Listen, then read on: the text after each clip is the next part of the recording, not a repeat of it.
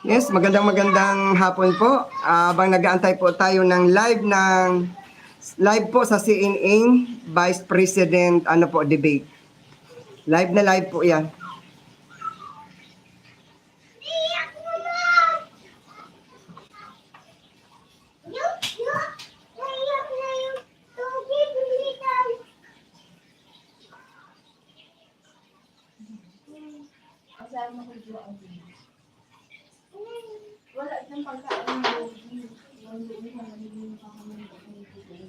We have set the health protocols, testings for all of the staff, the crew, the suppliers, and even security. Candidates can be accompanied by an entourage of up to 10 people. Everyone has to present a negative COVID test taken within 24 hours, as well as vaccination cards. Mask wearing will be mandatory. 9 presidential and 7 vice presidential candidates have confirmed their attendance. On stage, they'll be standing at least 1 meter apart. There will be no handshakes, while the small crowd in the audience will be discouraged from cheering or heckling. Empty podiums with their names on it will be kept on the stage for candidates who opted to skip the debates. Being a politician in a democracy means you will be challenged by the opposition all the time. You will be asked difficult questions by the media all the time. You are held up to international scrutiny. If you can't even handle a debate, you probably shouldn't be there. For 2 hours, those present will battle it out over the pandemic, the economy, corruption, and peace and order, among other big issues. CNN Philippines anchors. Yes, 1 million in my house. Maraming salamat. Nag-aantay lang po tayo magsimula po Vice Presidential Debate and Vice Presidential Debate po. For the Presidential Debate on Sunday. Meron din tayong mga ibang phone-in questions or questions from social media para talagang mapupulsuhan natin yung ground, no? Yung mga issues na talagang, kumbaga yung sinasabi nga natin, malapit sa sikmura, no, ng mamamayan. The candidates will all be given limited time to answer and rebut opponents with the hopes of keeping their exchanges lively but also civil and respectful. David Santos, CNN Philippines.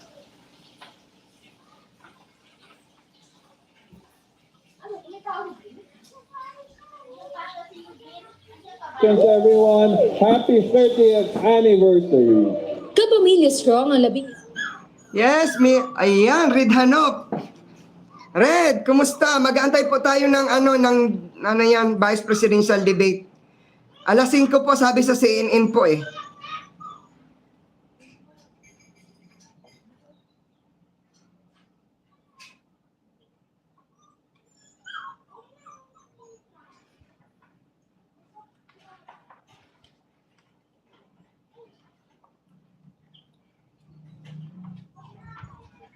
$3 million in my house, maraming salamat. Most punctual talaga ako, lagi kahit sa school.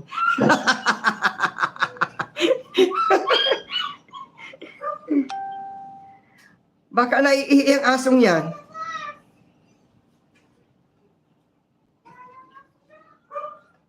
Uy, baka palabasin yung aso ng batang yun. Adali mo na lang dyan. Ako na lang.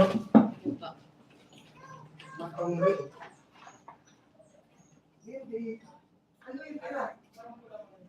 Wala na pala ito sa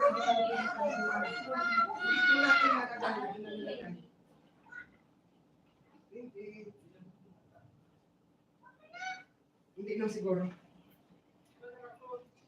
Hindi kahit di na ikartong? Saan ka ito, Brady? Dito lang siguro siya. Sit down. Lagay mo kayo sa tingkay yung Natutuan dito. Kasi malawa. Ibabad muna sa ang tubig ng pagkain niya na. Nako, sorry po talaga. 2 million in my house.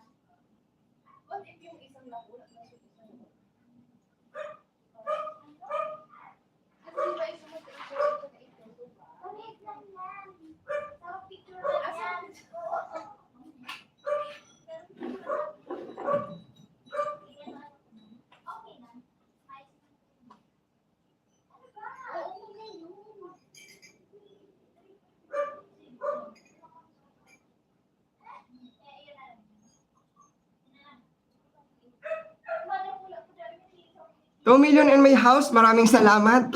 Sobrang laki ang asong yan, paglaki.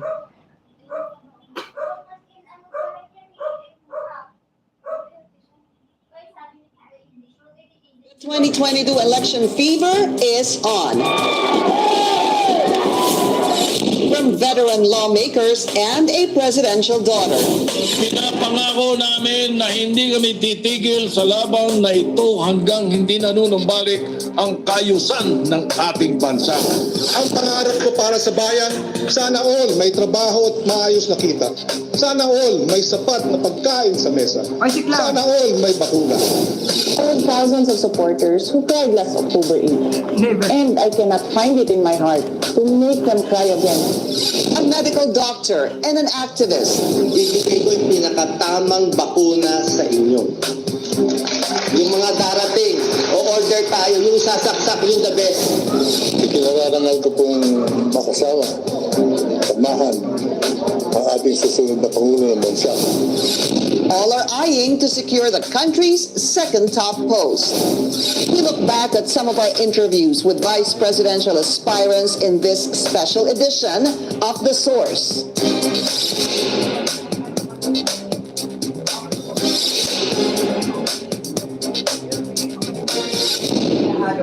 It was first here on The Source when Senate President Tito Soto officially declared that he is running for the vice presidency. Soto is banking on his decades-long political career and is now one of the front-runners in the 2022 elections. Meantime, opposition key figure Senator Kiko Pangilinan also seeks the second highest position in the land with Vice President Leni Robredo. We went around Luzon. Some people called it the tour of Luzon. It's a consultative tour of Luzon.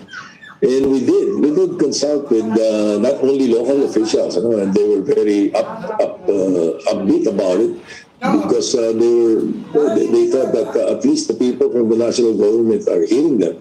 The local government officials, the business sector, many of them, and then even the religious sector, and the private citizens, the common Filipino. We went to Bulacan, Pampanga, Tarlac, Zambales, Pangasinan, La Union, and then Ilocos Sur, Ilocos Norte, Tuguegarao, Cagayan, and then Nueva Vizcaya, back to Manila. That was probably about 70% of Northern Luzon. And the feedback that we got is that there are issues that they feel they have not touched, or the government has not touched them. And I think it gave us an inspiration on how to be able to address. And it meets the program that we're looking at. Like the program of Senator Lacson, which is the BRAVE, which stands for Budget Reform, Advocacy, and Village Empowerment. And that is what I think should be done for us, which is bring the budget, bring the money of the Filipino to the Filipino sa baba at hindi puro nasa taas. Ganun yung nakita namin. So, as I said, we're ready to make an official announcement on the 4th of August. And perhaps you can already read between the lines. But the answer is yes. That the answer is yes. So you already said that you will be running for vice president and Senator Ping Lacson running for president, the announcement of which you will make on August 4. Officially announced it in August 4. I have to do a follow-up na kahit po overtime na tayo. Ano po ang inyong, wala ho ba kayong pangamba? Siguro two things lang, na nangunguna po si Mayor Sara Duterte sa polls at mababa po si Senator Ping Lacson. Malayo ba eh. Malayo pa umaga eh. It's 9 months to go. 10 months, actually, 10 months to go. Ang mga surveys that are being done lately, even if you talk to Professor Holmes or the expert in Pulse Asia, Ana Tabuga, the surveys that they're getting right now is not really reflective of what might happen in the second Monday of May. So it really depends pa sa atin naman mga kababayan, sa kanila yan. Tingnan muna natin, anong mga programa. Tingnan natin, we should not rely on personalities alone. There must be a program of government that we have to look forward to, something like that. So, tingnan natin. The surveys are a good guide. You know, it's a good guide. But right now, because of the issue on the face-to-face, hindi natin alam kung pwede ang internet or social media survey. We'll see. And by the way, also, the fact that out of, let's say, category, yung presidential candidates, 15 yung pangalan eh. Yeah. Di ba? So, somebody gets 30%, which no one gets, If somebody gets 30%, 70% did not vote for him or her. Or do not vote for him or her. Eh kung hindi na 50 ng kandidato, kung 3 na lang. Yeah, I know the point you're trying to make there. With a long list of candidates, mas magsaspread po yung mga boto eh. Pag kumonti po yan, it almost shows you kung ano talaga yung pupuntahan na boto with a shortened list of candidates. One last question, because I'm sure tatanungin po ng tao to sa inyo. Pag tinanong po kayo ng tao, anong ma-offer ng Lacson Soto na team-up para po sa Pilipino? How would you answer that? Let me sum it up in 3 words, because I will take the whole program o baka more than your entire program to lay out the programs that we want to do. So let me sum it up in 3 words, that what we can offer. Kakayahan, katapatan, katapangan. Kakayahan? What was the second? Yeah, they are track records. We can do it. We are capable. Kakayahan. Katapatan. We are sincere. We are honest. Our integrity speaks for itself. In the 83 years that we have been in, pag binagsama mo kasi yung servisyo namin sa gobyerno, it's not 83 years. I doubt if we will find a tandem that would have served the government for 83 years. And then, katapangan, obvious, sa mga asawa lang kami takot. Upgrade your meals with whole grain oats. Bread it. Fry it. Mix it. Bake it. Make your meals more nutritious with Quaker rolled oats.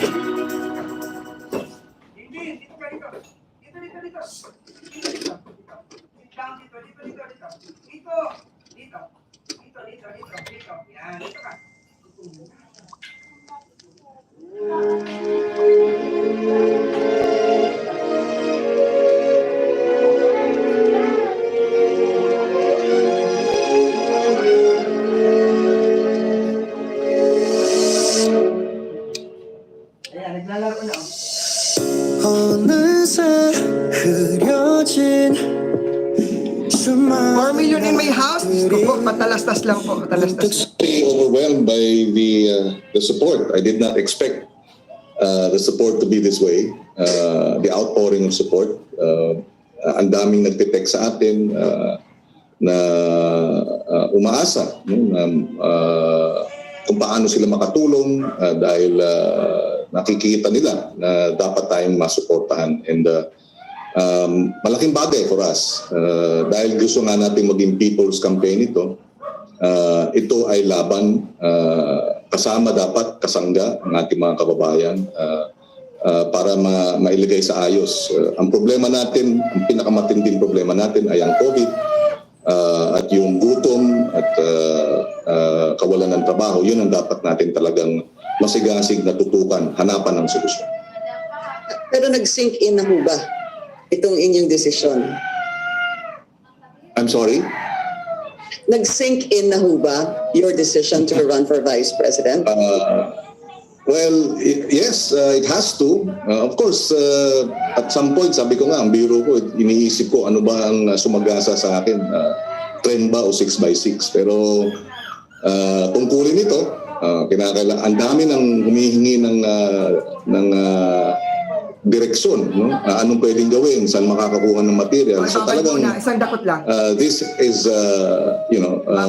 really compelling us to get organized. Maunawaan din, hinihingi natin ng paumanhin na hindi tayo agad na nakakapagbigay ng hinihingi nila dahil nag-organize pa. Give us a few more days. It's only been 8 days since my world took a drastic, unexpected turn. But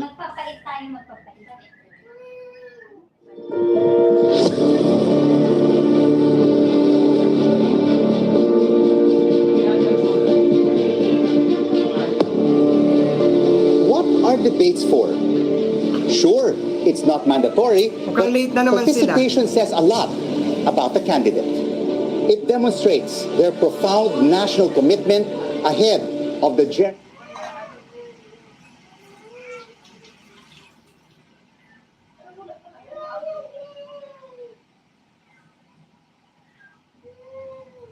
$4 million in my house. Maraming salamat po. Mukhang di pa totally nag-start yung debate.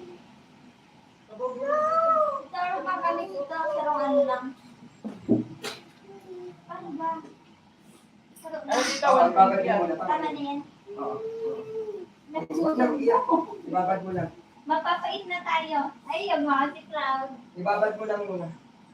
Ibababad, wag mo muna. Bababad ko sa balik ng pulong. Bilong ko kayo. Naku, napulaan niya na aso. Pasensya na po. Dali sa inyo. Dali sa inyo. Dali. Ay, Cloud. Wala, pagdara niyo ako, mutulong na kami. Wait lang, ito na. What if something happens to me? Paano na sila? For all of life's what if. But we are using every day to get organized and to be able to absorb itong mga humihingi ng direksyon, nagtatanong paano makatulong. Meron nga isa, Pinky, nag-text sa akin, si Myong Morales, sabi niya, you may not remember me, but I was your classmate in grade 1. And we want to help. And we passed the hat sa kanyang kumpanya, sa kanyang organisasyon, sa tinatrabaho niya. So talagang, and marami ito. Meron pang isa kaming grupo. Dati, 11 lang kami dun sa Concerned ISEC group sa Telegram. Tapos, after we declared our candidacy and Vice President also, they suggested na it becomes a volunteer group. So from 11, less than 9 hours, 50 na ang nag-volunteer at sumama. So maraming ganito ang nangyayari, and that's why we really have to get organized as quick as possible. Maraming humihingi ng memes, ng material, etc. And that's what we're trying to speed up ang ating organization ng mga volunteers. You turned emotional a couple of times during your speech. What was going through your mind? Well, na hindi biro. Itong pinasok natin, hindi naman ito ang plano natin. Hindi tayo naghangad na tumakbong Vice Presidente. Ang plano talaga mag-file bilang senador nung Wednesday. Pero Tuesday nga, kinausap tayo ni Vice President Lenny at pinalok sa atin na siya ang, na ako ang maging katandem niya. So, dalawang dahilan. Una, yung bigat nung pasanin namin ni Vice President dito sa laban na ito dahil nga ang daming namatayan na, ang daming namatay, ang daming nagkakasakit, ang daming milyon ang wala ng trabaho, milyon din ang gutom. So hindi biro na pasan-pasan natin yung hanapan ng solusyon ang daing ng ating mga kababayan. It was overwhelming. The prospects of this huge burden that was on our shoulders, Vice President Lenny and myself. So yun. Pangalawa, siguro na nagkaroon ng pag-asa because I have always for the last year halos kumbaga kinukumbinsi natin si Vice President na tumakbo at one point ayaw talaga niya. In fact, meron akong mga text message sa kanya 6 months ago. Sabi ko, ma'am, please reconsider running for president. Kasi ayaw talaga niya noon. Ang feeling niya ay dahil sa mahina yung kanyang numbers noon, ay baka kailangan may panalo ang kandidatura nung gustong magkaroon ng talagang meaningful change.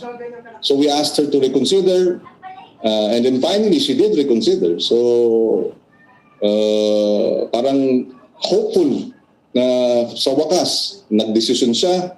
So nagkaroon ng pag-asa. Pinapanood ko nga nung speech niya the day before at naluha din ako noon dahil nga may halong tuwa, no, na at dahil nga meron ng pag-asa muli at meron ng ilalaban ang aming hanay. Veteran lawmaker and Buhay Party List Representative Lito Atienza surprised the public when he was announced as the running mate of Senator Manny Pacquiao for the 2022 elections. Atienza believes Pacquiao is destined to be the country's next leader. Meantime, medical doctor and online personality Willie Ong also made a bold move to accept the nomination to be the running mate of Manila Mayor Isko Moreno. Ong highlights the need to focus on the country's health problems, including the COVID-19 pandemic. In my experience in politics, and I have about 50 years of this, wala pa akong nakitang ganun kainit na pagtanggap ng mga pagkaraniwang tao sa isang kandidato for president. The Batangueños really went out to cheer up and identify themselves with Manny Pacquiao. Para bang punong-puno ng pagmamahal yung sigaw nila, Manny, Manny. And all of this happened spontaneously. Hindi ito mobilized effort. Ito'y talagang nangyari as we were passing by Lipa and people just went out of the market, of the stores, and cheered on Manny Pacquiao as their beloved chosen leader. You said it yourself, no? 50 years, you said. And you never saw such a warm welcome. But are you siguro practical enough to say to yourself or to even realize that the warmth of the people could or could not translate to votes? Yung init na pagtanggap at yung pagmamahal have to be translated into votes. I agree. Yes. Pero meron pa tayong mga 7 months to go. All of this will be translated into votes because we will harvest, Manny Pacquiao will harvest all of this come election time. As sinasabi ko lang, the foundation, the basic goodwill, the affection of people are clearly manifested by their warm embrace of Manny Pacquiao, an adopted son of Batangas, when we visited Lipa. Just one city, Lipa.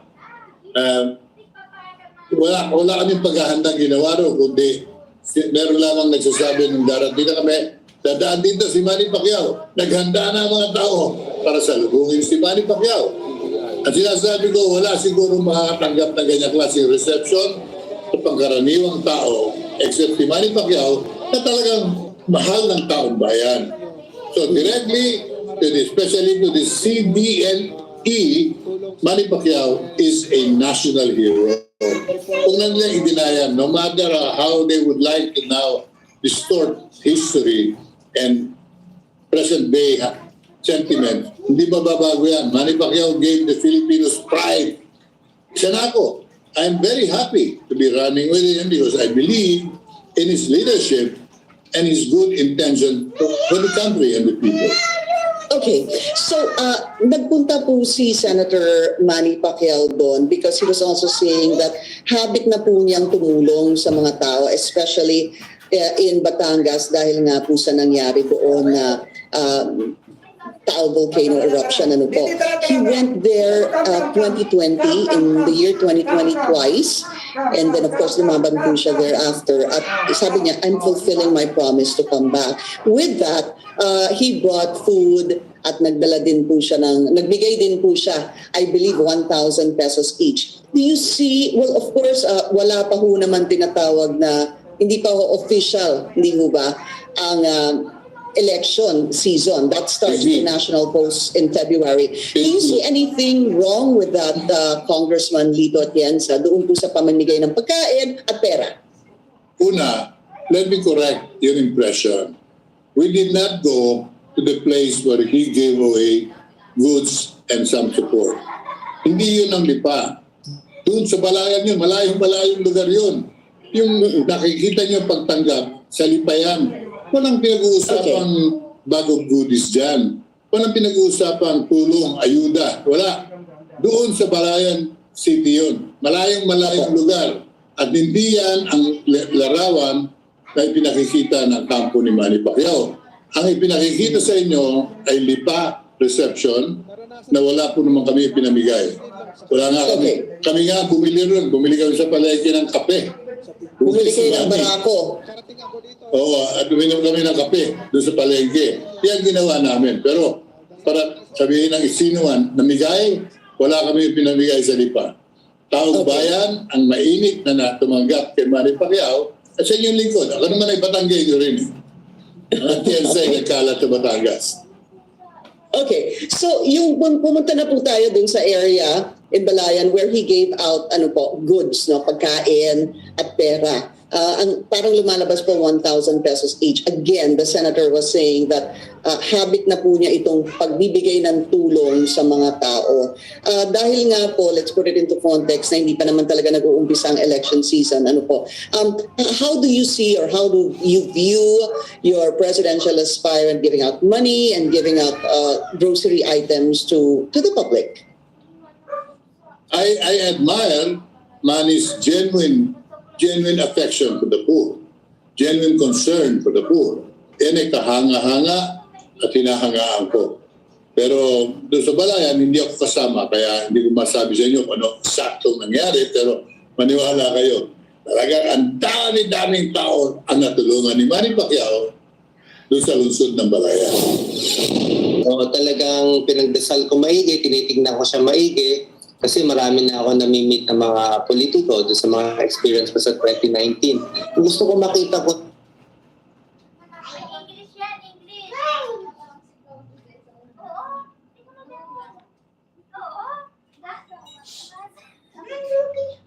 basic health screening process tulad ng temperature check at paggamit ng hand sanitizer. Pagkatapos ay dediretso na sila sa kani-kanilang holding room.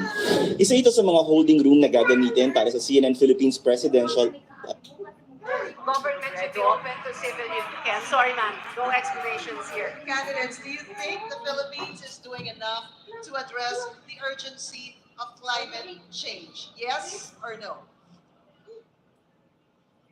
Ipaglalaban mo ba ang pagbaba ng But I think government should be open to civilian. Okay, I'm sorry, ma'am. No explanations here. Candidates, do you think the Philippines is doing enough to address the urgency of climate change? Yes or no? Ipaglalaban mo ba ang pagbaba ng income tax? Yes or no? Yes, Senator Cayetano, Escudero, yes. No, Senator Onasan, pagbaba ng income tax? Pagbaba ng income tax. Ipaglalaban mo ba pagbaba ng income tax? Kung yes or no, Nawawala. Ang dali lang po nawawala siya. Sabi ng experts, dapat Patalasta. laging may veggies. Give them hot sparkling beans. 19. Gusto ko makita kung talagang magbibigay niya, magagawa ba niya to, at pinagdasal ko maigi. Tapos nung nakita ko, right now I'm very confident he can do it. When I see him, I feel confident. Nakikita ko maganda yung partnership namin.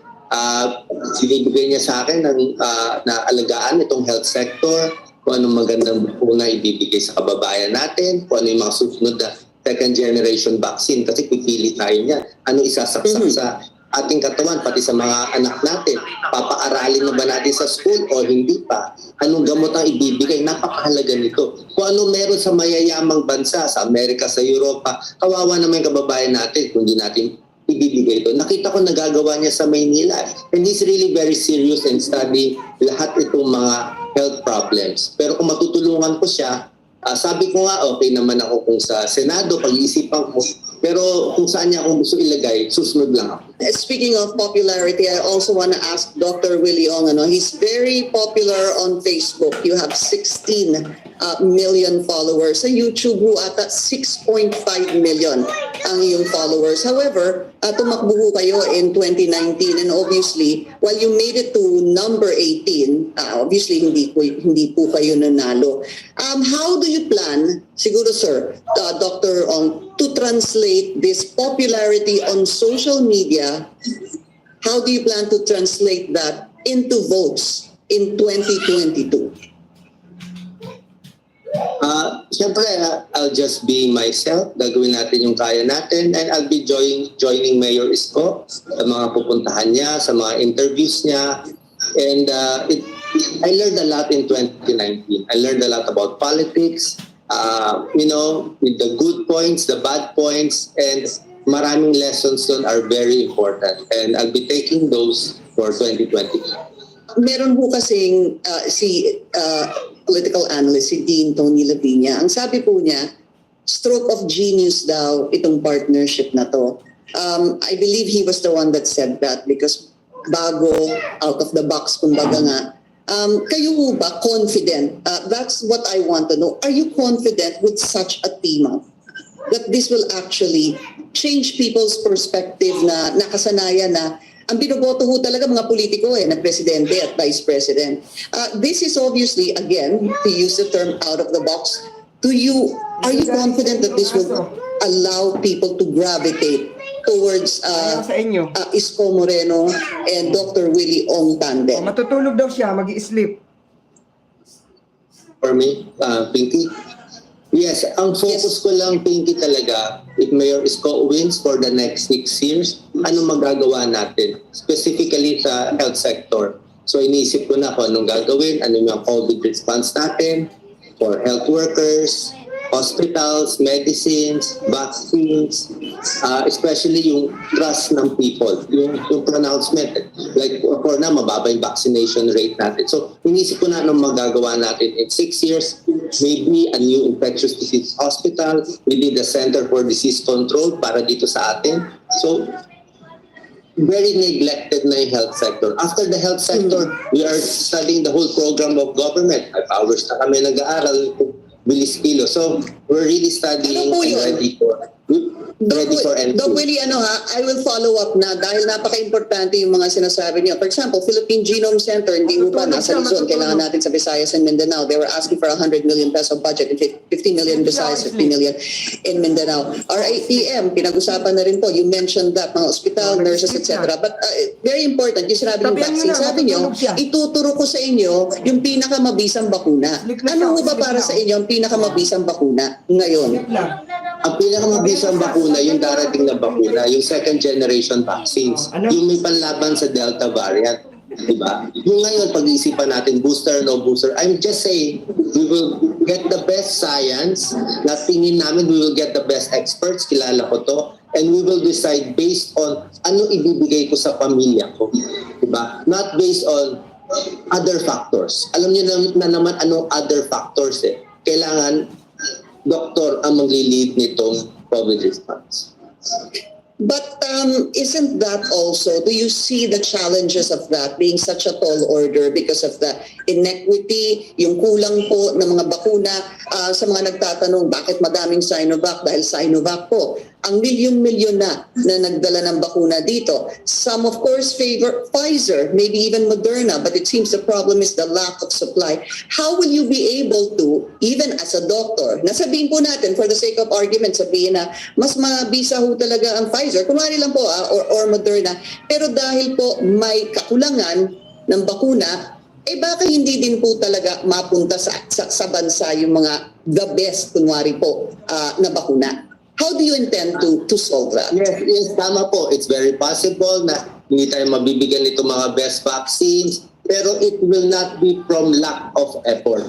Talagang tututukan ni Mayor yan. Ngayon pa lang, intention to order na tayo. Kung dito lalabas, siyempre pupusta na tayo o order na tayo dito. Depending paglabas ng stats, o-order na tayo dito. So based on what is best for our people, we will do our best. Okay lang naman sa tao, we try to get this medicine, pero it's not available. So ito na lang.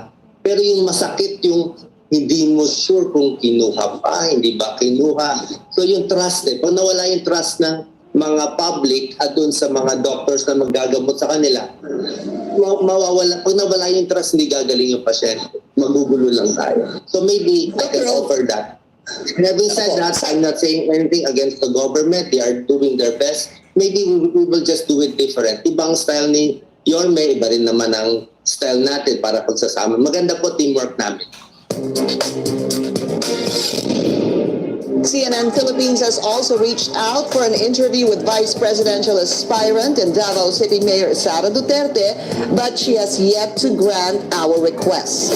Meantime, vice presidential aspirant and activist Walden Bello was interviewed on the other programs on CNN Philippines. This is a special edition of The Source. I'm Pinky Webb.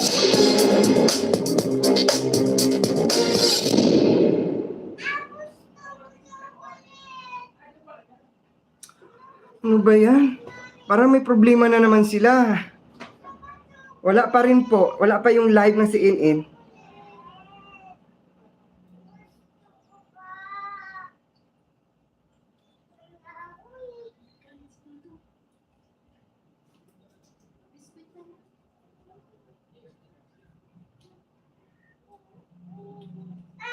$5 million in my house. Maraming salamat. Wala pa rin po yung sinasabi nilang live. Bakit ganon? Wala pa rin. Ano na naman nangyari? Mukhang nauwi sa wala.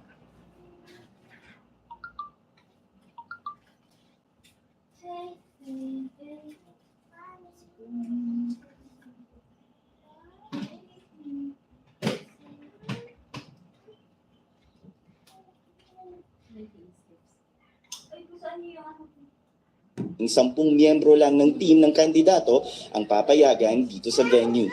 Mahigpit ang seguridad sa debate proper, naka-standby rin ang medical teams, kailangan ding magpresenta ng negative COVID-19 test ng mga a-attend sa debate. I'm really very excited. Ang fresh goodness na. Wala pa po. Sorry po. Mukhang na-delay na naman yung CNN debate ng Vice President. Ano ba yan?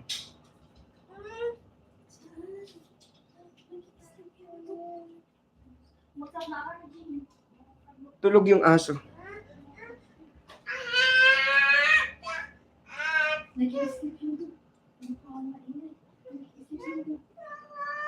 Oo, mamaya itisip mo lalaro ka ulit. Tinulugan kayo ng aso. Hala po, hindi na nawala ang live nila.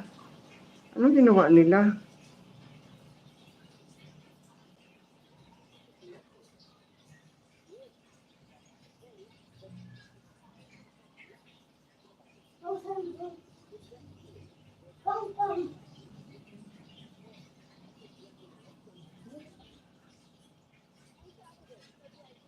Tingnan niyo po, wala pa. Naku po.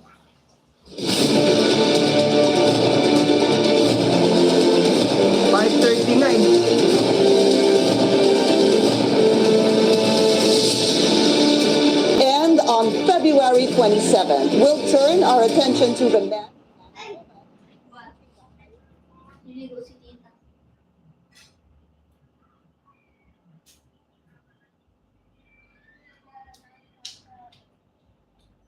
Nawala po, sorry po. 3 million in my house, maraming salamat.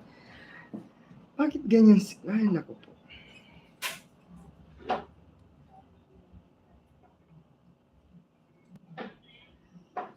Yung ipit ni tita.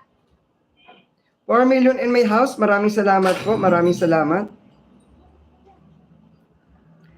Sabi nila alas 5.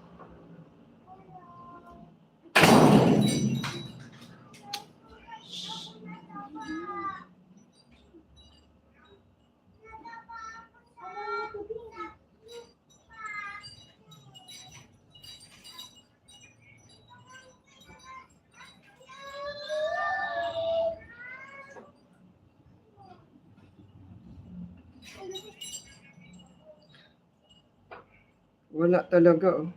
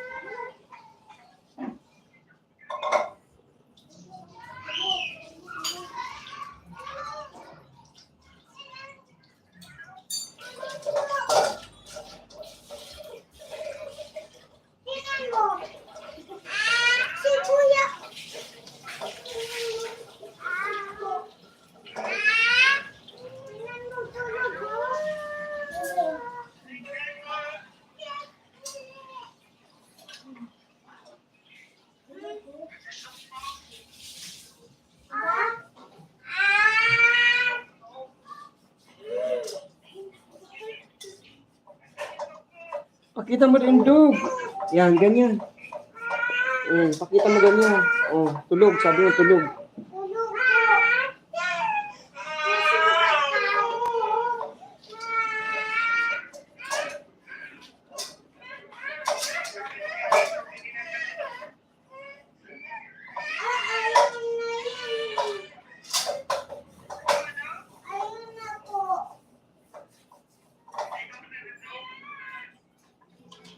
Wala na naman.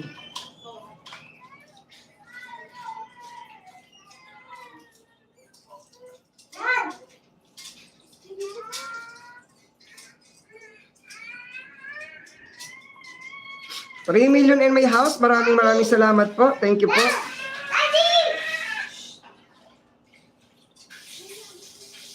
Wala po silang live. Sorry po. Mukhang para parehas sila.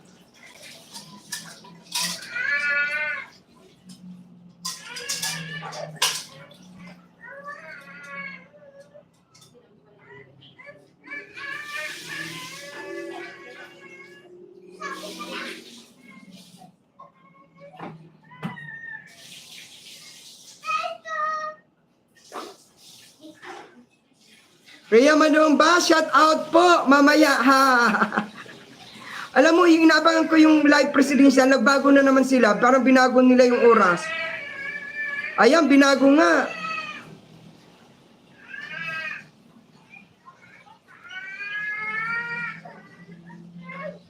Nakakahiya.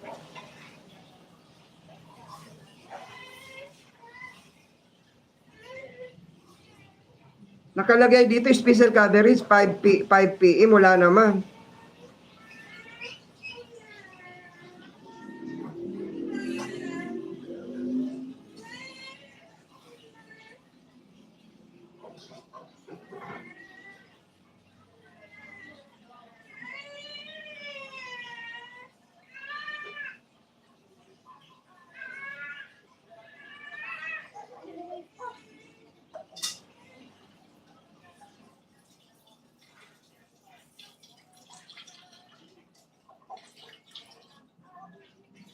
Wala naman, no?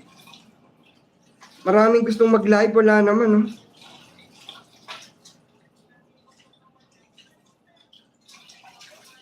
Unay ko po. 5 million in my house. Wala po talaga, sorry po talaga. Walang live silang pinalabas, oh.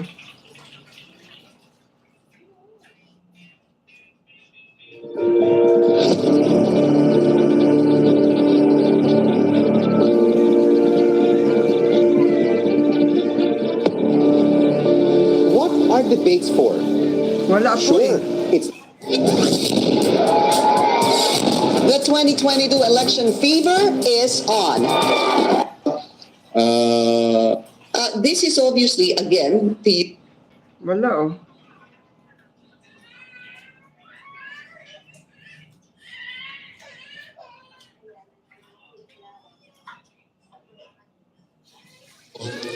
oh. Siguro medyo kung dagdagan pa natin ako. Wala po talaga yung live.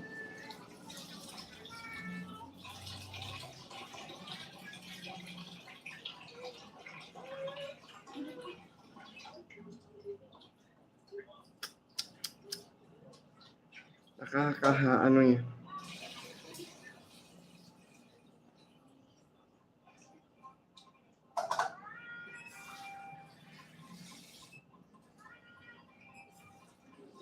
May naintindihan ba kayo? Yung narinig na po natin ang opening statements ng ating mga kandidato. Susunod na bubusisiin natin mga mahahalagang issue. And among the top voting issues this 2022 is the COVID-19 pandemic. Paano kaya nila tutugunan yung mga naging epekto ng pandemya sa ating bansa? Alamin natin yan. And after the break, we'll have specific questions. Natatawa ako sa mga comments ninyo. Senators. Pakang mayroon, nakapagsimula na. Filipinos, to the economy, to peace and order. So kailangan natin malaman sa ating mga vice presidential candidates how they will be involved with the next president of the Philippines, because they're not just a spare tire. They're just a heartbeat away from the presidency. Isang malaking pagbabago, walang live audience, bawal ang walk-in at hindi magkakabit ng LED screen sa labas ng venue. Pero magkakaroon ng virtual audience na magmumula naman sa iba't ibang sektor tulad ng women, LGBT, PWD, youth groups at mga miyembro ng academe. Ilan sa mga nakausap natin excited na marinig ang kanilang mga pambato na manood ng debate sa kanilang tahanan. Solusyon ng mga presidente sa mga nangyayari sa atin. Katulad yan ngayon, pandemic. So since pandemic, para matapos to, ano yung mga dapat na gawin nila, ganon.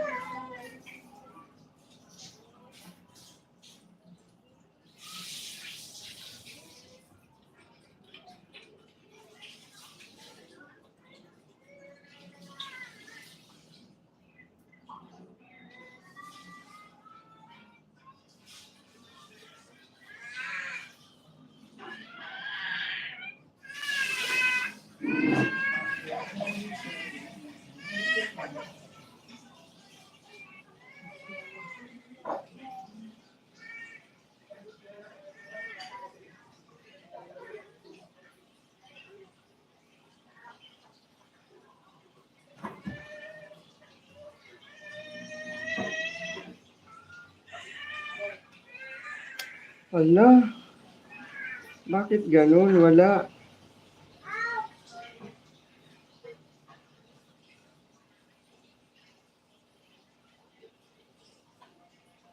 Pasensya na po ay, nahanap ko po.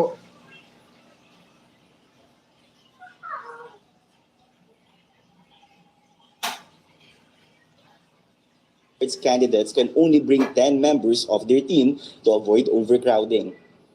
Medical teams will also be on standby. People who will be on site should present negative COVID-19 test results. I'm really very excited to find out what our vice presidential candidates will say about the various issues that are besetting our country. Alam mo naman ngayon, marami tayong mga problema from COVID-19 to jobless Filipinos, to the economy, to peace and order. So kailangan natin Ako po, sorry po talaga.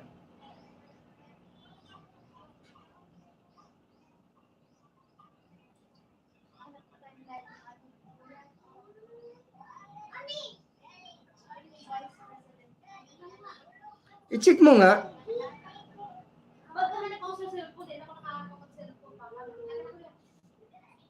Hindi ko makita eh.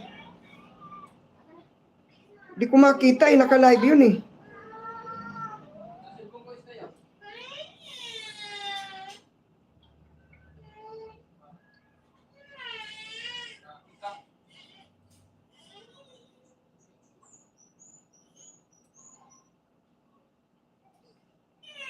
Hindi ko tuloy nasimula, no? 30 minutes na.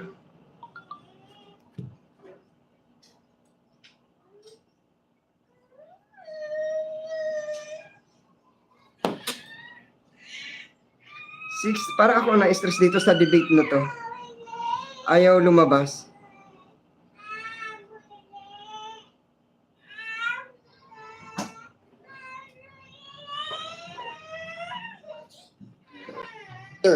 So kailangan natin malaman sa ating mga vice presidential candidates how they will be involved with the next president of the Philippines, because they're not just a spare tire, they're just a heartbeat away from the presidency.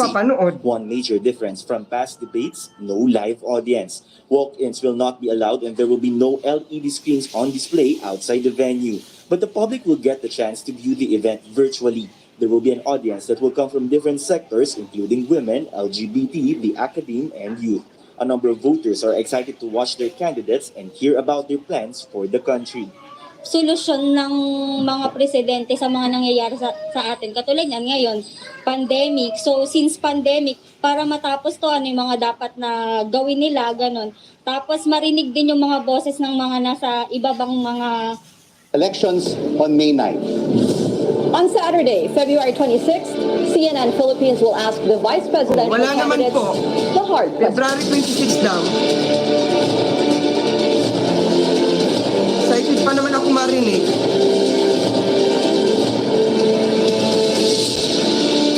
And on February 27th, we'll turn our attention to the men and women seeking the highest office of the land.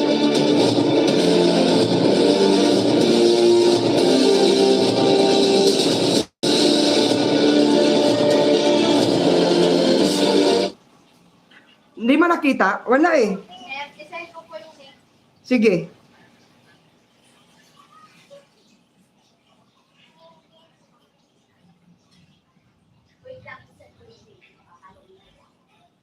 Mag-iisang oras na oh.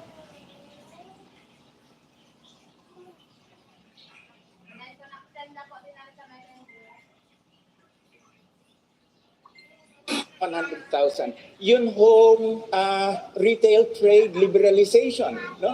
Nakapapasanin ko, no? It lowers from 125 million pesos to 25 million Ito na pesos. po oh, kaso late ako nakapasok. Yung pagpasok ng foreigners, no? So we have had all of these foreign-oriented laws that have been passed recently. And Senate President Soto was the one who pushed them through Congress, no? And Senator Pangilinan also signed, no? So, paano yan? Sinasabi nyo, for Filipino kayo, and then you're liberalizing all these laws, no? And kami ni we're going to have a 250 billion emergency fund for MSEs. Pero hindi sapat yan. We need to bring back a country, that really deserves our small and medium industries na nakakain na ng mga foreigners, no? So, yung sabi nga ni Senator Soto,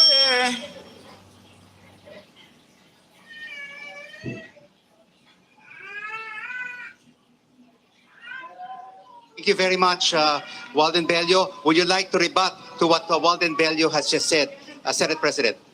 The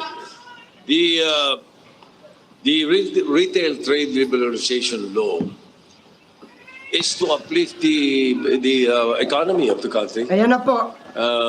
It is madaling mamintas, sabihin nga na, ba't binaba yung Mr. Bello, no interruption, please. Please proceed, Senate President.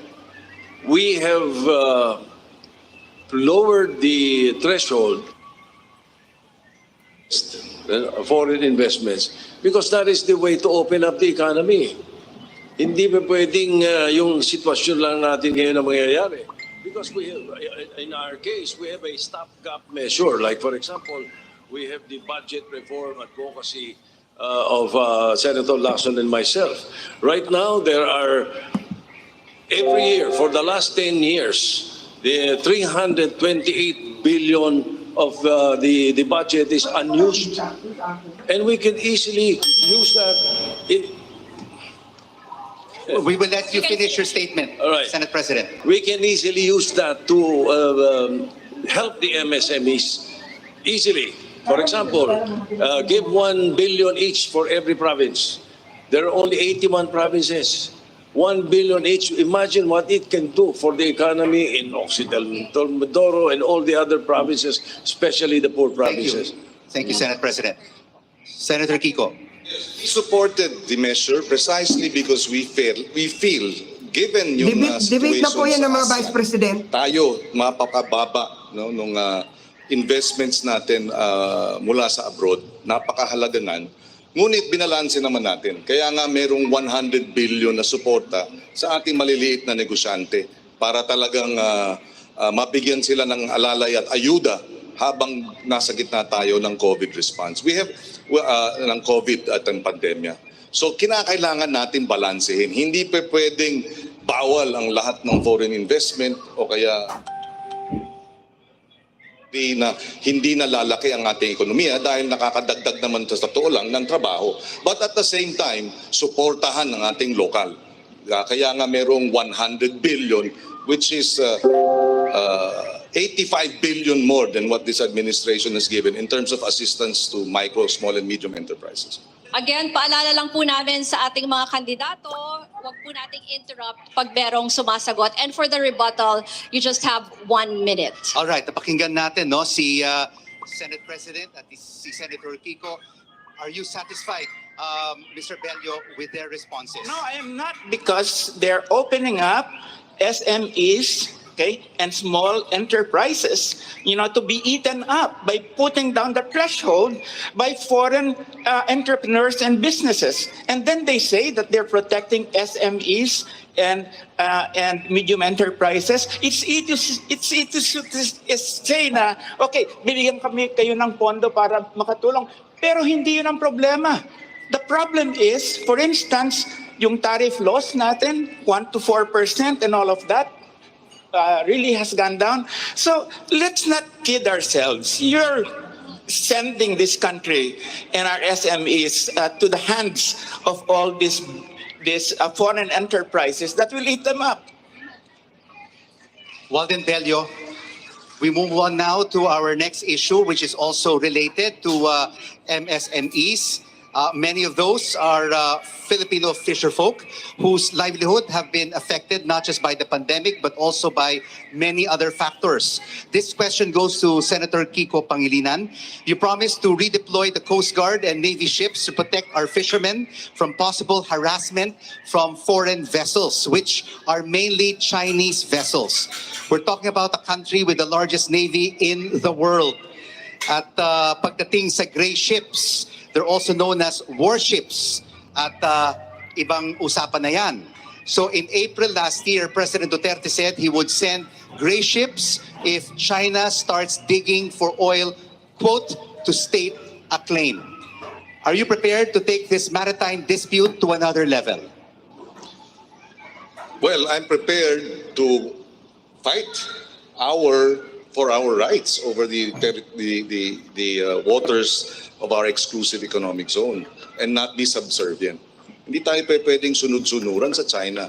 Gusto natin makipagkaibigan sa China pero wag naman dahil sa pagkakaibigan natin sa kanila, i-give up na natin yung 550,000 square kilometers of sovereign and exclusive economic zone. Alam mo, tinataboy ng ang ating mga mangingisda. Ipaglaban natin ang ating soberenya.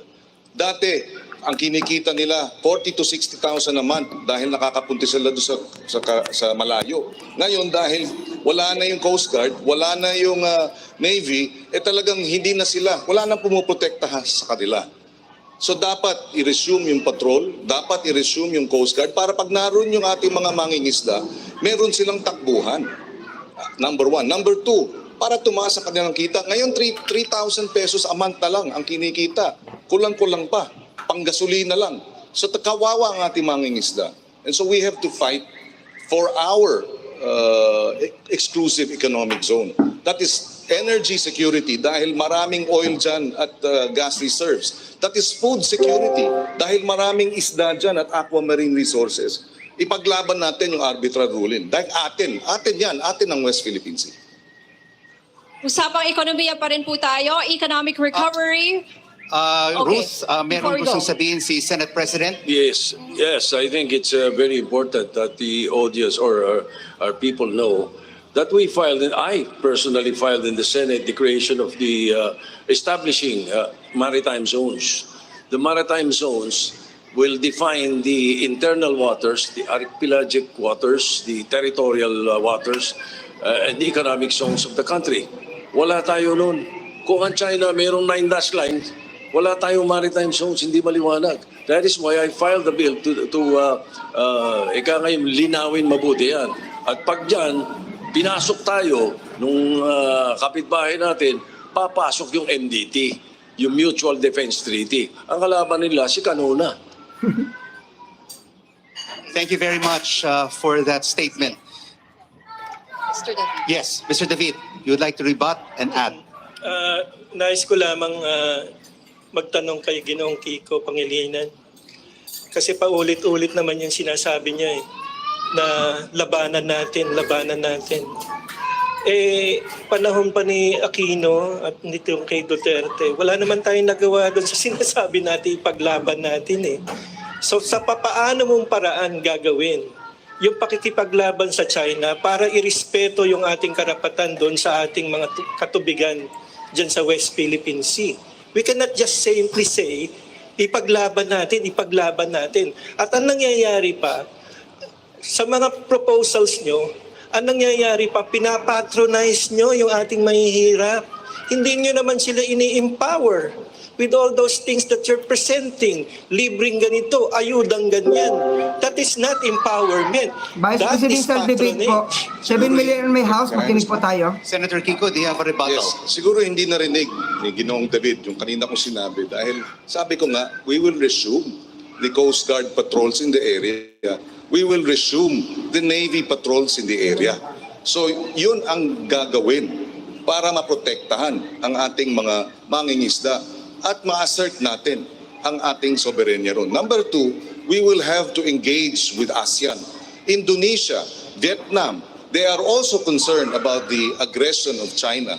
We should align with ASEAN neighbors who together we can strengthen our position that this aggression is not right. And number two, the US, Australia, Japan are also concerned about this 9-dash line illegal claim, fake claim. And we have to also align and strengthen our alliances with them so that we have a broad alliance that will assert or will oppose this unacceptable 9-dash claim of China. But we also have to take note, Senator Kiko, that China's Navy is far larger than the Philippines. And it is very minuscule compared to the power of China. Far larger than Vietnam and Indonesia, but they can assert, they have asserted their sovereignty over these waters. Indonesia even, binomba nga, pinasabog yung Chinese vessel eh. Hindi naman ibig sabihin gera. In response to the two So we have to 6 million assert. I'm in not the saying House, salamat po. atakihin natin Presidential sila. debate Pero po. pagka tayo na wino-water cannon, hindi naman tayo pwedeng nakangala. We have to, our Navy and our Coast Guard must defend our sovereign waters. And it starts with being present in these areas by having these patrols. Gusto ng ating mga kandidato na marinig din yung side nila sa issue na ito. We have Congressman Bello. Yes, sir. Napakita na natin dito yung magiging foreign policy ng Lenny Kiko administration at saka nung Lacson Soto administration. Sinabi na ni Senate President na he is going to invite the United States, to oppose China. Papasok na lang daw dyan, no? MDT, Mutual Defense Treaty. Hindi humari yan. We have to have an independent foreign policy. And ito naman si Senator Pangilinan, we will join the Quad. Come on! This is dominated by the Australia, I did not say, US, I did not say etc. we will join the Quad. No, but you said that you are going to align with the Quad. No, Senator. No, No that interruptions, please. That We is will have to let consistent Mr. Bello with the finish. Aquino administration's pro-US policy. You're just carrying that out again. No, Let us finish Senate President's statement. you follow the agreement that we have. We have a treaty, we have an agreement. Once pinasok tayo ng foreign, kahit hindi China, kahit sinong foreign, may aggression sa atin, and if they do that, I'm saying na dapat ay ating barkahan, papasok ang Mutual Defense Treaty. Automatically said that. There's no one being invited here. Yun ang batas, yun ang agreement, yun ang treaty. Let's invite them in. Vice Presidential debate po. Anong gusto natin? Foreign Pasukin policy. tayo ng China. Let's have new Please, thinking. let's follow the rules. Anong gusto natin? Pasukin lang tayo ng China, hindi tayo papalag? Bubuka ka tayo? Ba hindi pwede? Mr. Bello. All right. We've heard both sides. We've heard their arguments. We have many topics to cover for this vice presidential debate, and we would like to inform all our candidates, please, no interruption. It was stated in the rules when we began this program. So we shall move on. Sinabi na po natin kanina, sorry, na kailangang patayin natin yung mic pag meron pong pumapasok habang nagsasalita ang isang kandidato. Please respect the rules. Yorika, bakit mahina to? Yes, sir. Marami pa pong We are pagkakataon also na trying to magsalita control lahat. because there's so many Tingnan issues mo, mahina. that we need to cover in this debate. All right. Moving on. Moving on. Moving on. Ruth. The next topic is all about economic recovery. Ito po ay isang topic rin na malapit sa ating publiko. It's a priority of any government in any part of the 5 world. million But may before house, we talk nakikinig po about tayo how ng we can Vice move forward Presidential debate as a po. nation, pag-usapan muna natin yung realidad ngayon. Alam po namin, ramdam ng lahat yung linggo-linggo na pagtaas na presyo ng ating gasolina. And as vice presidential candidates, you're also here to represent the policies of your running mate. What would your administration do to help consumers cope with rising fuel prices? Alam naman natin na may domino effect yan kasi tataas yung transport costs and that will also affect yung prices of basic goods and commodities. Kaya apektado po ang budget ng bawat pamilya. So ang tanong natin una ay kay Mr. Rizalito David. Ano po ang gagawin ng inyong administrasyon para mapigilan po or matulungan ng mga consumers to deal with the rising oil prices? Alam nyo, 2 beses na ako nanawagan sa palasyo. At I hope na narinig din ng ating mga senador na magpatawag si Ginoong Pangulo, Rodrigo Duterte, ng special session of Congress para bigyan siya ng power to suspend the implementation of the excise taxes and probably bawasan yung value-added tax at the pump, that would reduce the price by at least mga 5 to 6 pesos already, no? Which is substantial para makarecover din yung ating mga ngalakal at ating mga drivers, no? Ang isang pinaka-importante dito, pinabayaan natin kasi na ibenta yung isang napakalaking asset natin noong panahon ni Ramos, yung Petron, na napakalaki ang kinikita. Ang sa akin, kung kami ang mamumuno, re-reacquire natin yung Petron para ito ang barometer ng pricing ng ating fuel requirements dito sa bansa at makapag-refine tayo ng sarili nating fuel, no? Yan, importanteng bagay yan. Wala kasi tayong control dahil wala tayong sarili nating oil company. Kaya yun ang nais kong mangyari. Doc Williong, nakikita po natin ngayon, no, ang sitwasyon sa Eastern Europe. Russia invading Ukraine. At nakikita po natin na umaakyat ngayon ang presyo ng krudo, mahigit ng o lampas ng $100 per barrel. Ano po ang ating solusyon? Because pag umaakyat po ang presyo ng gasolina, lahat po naaapektuhan. Yes, tama yung sinabi mo, Rico, no? Talaga problema natin sa Russia and Ukraine, tataas ang presyo ng gasolina, kuryente. Ang plano namin ni Mayor Isko ay pag nanalo siya, ibababa natin yung tax by 50% sa petrolyo at 50% yung tax sa kuryente para at least mabawasan ng mga bayan kasi nahirapan sila. Tulad ng ginawa ni Mayor Isko sa Maynila, ngayon, February, March, meron niya siyang ayuda ng 700,000 food boxes para lang maibsan. Problema talaga sa kuryente, isa pa, yung malampaya natural gas natin, mauubos na by 2027. Diba? So magre-rely na lang tayo sa coal at renewable energy. Itataas natin yung renewable energy. Pero yung pinag-aawayan natin kanina dito sa West Philippine Sea sa ating kababayan, ano ba pinag-aawayan? Yung West Philippine Sea po kasi may 190 trillion cubic feet of natural gas. May 11 billion barrels of oil na nakatago doon. Tapos 77% ng mga isda natin nandun. Kaya kung pwede siguro muna hindi maggera, kausapin natin maigi yung China, sabihin natin atin to. Kung merong 60-40 deal, tignan natin. Pero syempre, kaibigan pa rin natin yung Amerika kasi Amerika magbibigay ng armas sa atin. So kung pwede makuha itong mga tanging mga yaman na to para bumaba na yung presyo sa gas at kuryente. Salamat po. Now let's go to Senator Tito Soto. We have a silver bullet to these problems, encompassing fuel, poverty, BRAVE. Matagal na namin programang tinutulak ni Senator Lacson ito. At we have ibinabagay na namin sa panahon. It stands for Budget Reform Advocacy for Village Empowerment. Ang kailangan kasi, nakahanda tayo. Whatever mangyari sa oil sa ibang bansa, iba kung nakahanda tayo sa baba. Dapat ang budget reform natin, dapat manggaling sa bottom-up budgeting. Hindi kasulad na nangyayari ngayon na ceiling, bibigyan ng ceiling yung mga departamento, magsasubmit ng kung ano-ano, hindi alam kung ano nangyayari sa baba. Merong disconnect. Samantalang, kung ang magagawin natin ay yung budget reform na bottom-up, inaalam mo sa barangay, ano mga pangangailangan nyo? Akyat sa Municipal Development Council, akyat sa Regional District Development Council, akyat sa National Level. Pagdating ng National Expenditure Program, maliwanag yung mga pangangailangan sa baba.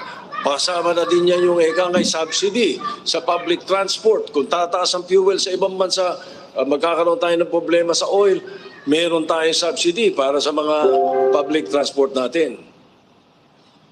You're watching a CNN Philippines special presentation. Meron pong gustong sabihin na si Mr. Manny Lopez. Napansin ko po, namimigay tayo ng mga billion-billion dito in this program, no? But the truth of the matter, the reality that we will be facing is one that will require belt tightening. Sapagkat ang pandemya po, the repercussions of this pandemic, nahirapan ang global economy, ang ating local economy, maraming out of jobs, maraming mga iba't ibang mga micro, small, and medium-scale enterprises na nalulugi. So we came up with a three-pronged socio-economic development and political reform agenda. And this will require a new omnibus investment code, a streamlined bankruptcy law, and provision for low-interest loans para po makabangon ang ating mga MSMEs, ang ating agrikultura, ang ating mga professionals, at ang mga consumers. Sapagkat pag nakabangon po yan, babangon din ang ating national economy. May gusto po atang sabihin si Congressman Bello. You have 1 minute, sir. Yes, I think it would be very important with respect to yung sinabi ni Mr. David, Ang hina kasi. that we not only have Petron back, but we repeal the oil deregulation law para naman may control tayo sa mga presyo. No? Secondly, kailangan na ng price controls. And, there has to be price controls. And then, back to this situation, the Senate, passed this, itong lowering the income tax of the corporations in the midst of a pandemic, from 30 to 20 for local and from 30 to 25 for foreign corporations. And Senator Pakinggan was part of that. Senator Soto was part of that. It was pushed by the Duterte administration. So, what the hell? You're saying you're for MSMEs and then you're bringing down the taxes of the big ones. Marami pa tayong pag-uusapan mamaya. Posible pa tayong pumunta sa topic Yes, ng Mr. ekonomiya. Lopez would like to More? add. Okay. As an economist and a management professional, I think we will have to strike a balance. When the budgeting and the priorities of the national government were undertaken, this was a pre-pandemic scenario. So accordingly, ang mga projections po, mga economic projections, ay nakasaad sa ganung senaryo. Ngayon, under the pandemic, 7 million in my with all house the po, nakikinig po tayo ng vice presidential I debate would also po. agree. Ang hina lang ng with nila, Professor sound. Bello na kailangan magkaroon ng corresponding adjustment. And I think the Senate can handle this. Our two very distinguished co-VP candidates. Okay, mamaya mas marami Maingay pa pa dito yung tayong... mga bata. Just very quickly, Okay. sinagot ko na yung point ni Ginoong Bello na we have to strike a balance, and that's why we put we are putting a 100 billion assistance fund for small and medium enterprises, as we also allow for investments from abroad, for example, to come in. So it's a balance that we answered the question already earlier. Mamaya marami pa tayong pagkakataon na marinig ang ating mga kandidato. You're watching a CNN Philippines special presentation. When we return, the war on drugs and the International Criminal Court. This is the Filipino Votes Vice Presidential Debate 2022. Stay with us. We'll be right back.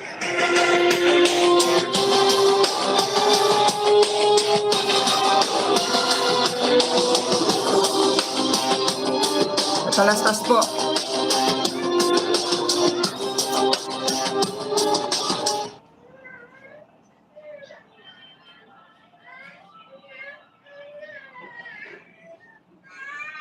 Sky, di ko na maglaro. Sasabay ka dito sa ano yan, ingay. Doon ka sa terrace. 7 million in my house. Maraming salamat po. Maraming salamat po sa inyong pagpunta sa aking bahay.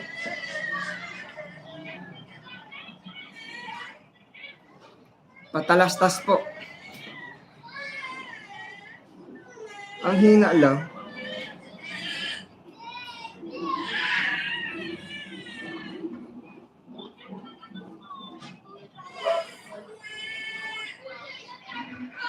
$6 million in my house po. Maraming salamat po, maraming salamat. Kumusta na po kayo dyan? Kumusta na po kayo dyan? Kung ano man pong ginagawa nyo, mag-iingat po kayo. Galing ako sa Manila. Sa Bulacan, para hindi naman nagpipismas yung mga tao. 6 million in my house, maraming salamat po. Nakaka 1 hour and 20 minutes na po tayo. Salamat po sa 5 million in my house. Salamat po. Salamat po kay Ma'am Miss Francisco Frondoso. Maraming salamat po. Maraming salamat. Thank you, thank you. Si Destiny. Destiny Pionitino Bomong.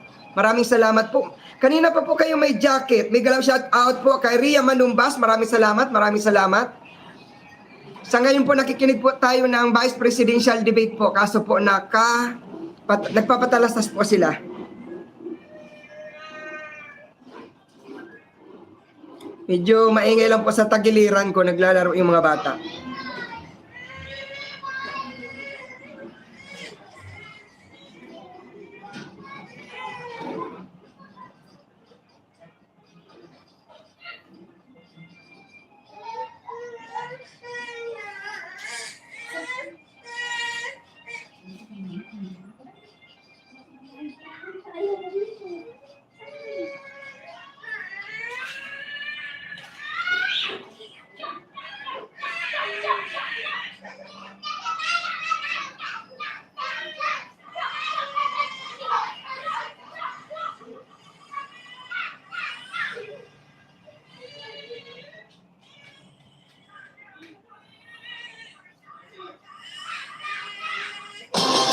Ayan po, balik na po tayo.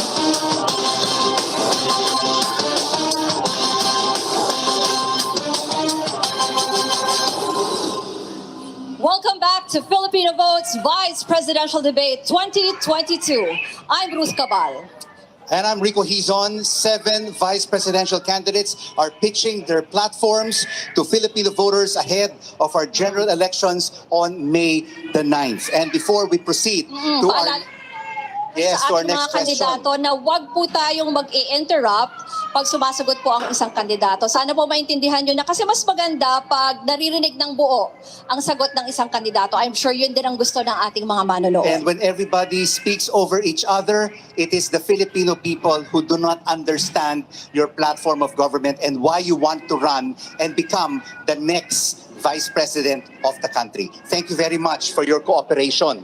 And of course, Ruth, we would also like to mention to our viewers that on social media, on Twitter, hashtag CNNPH VP Debate is currently one of the top trending.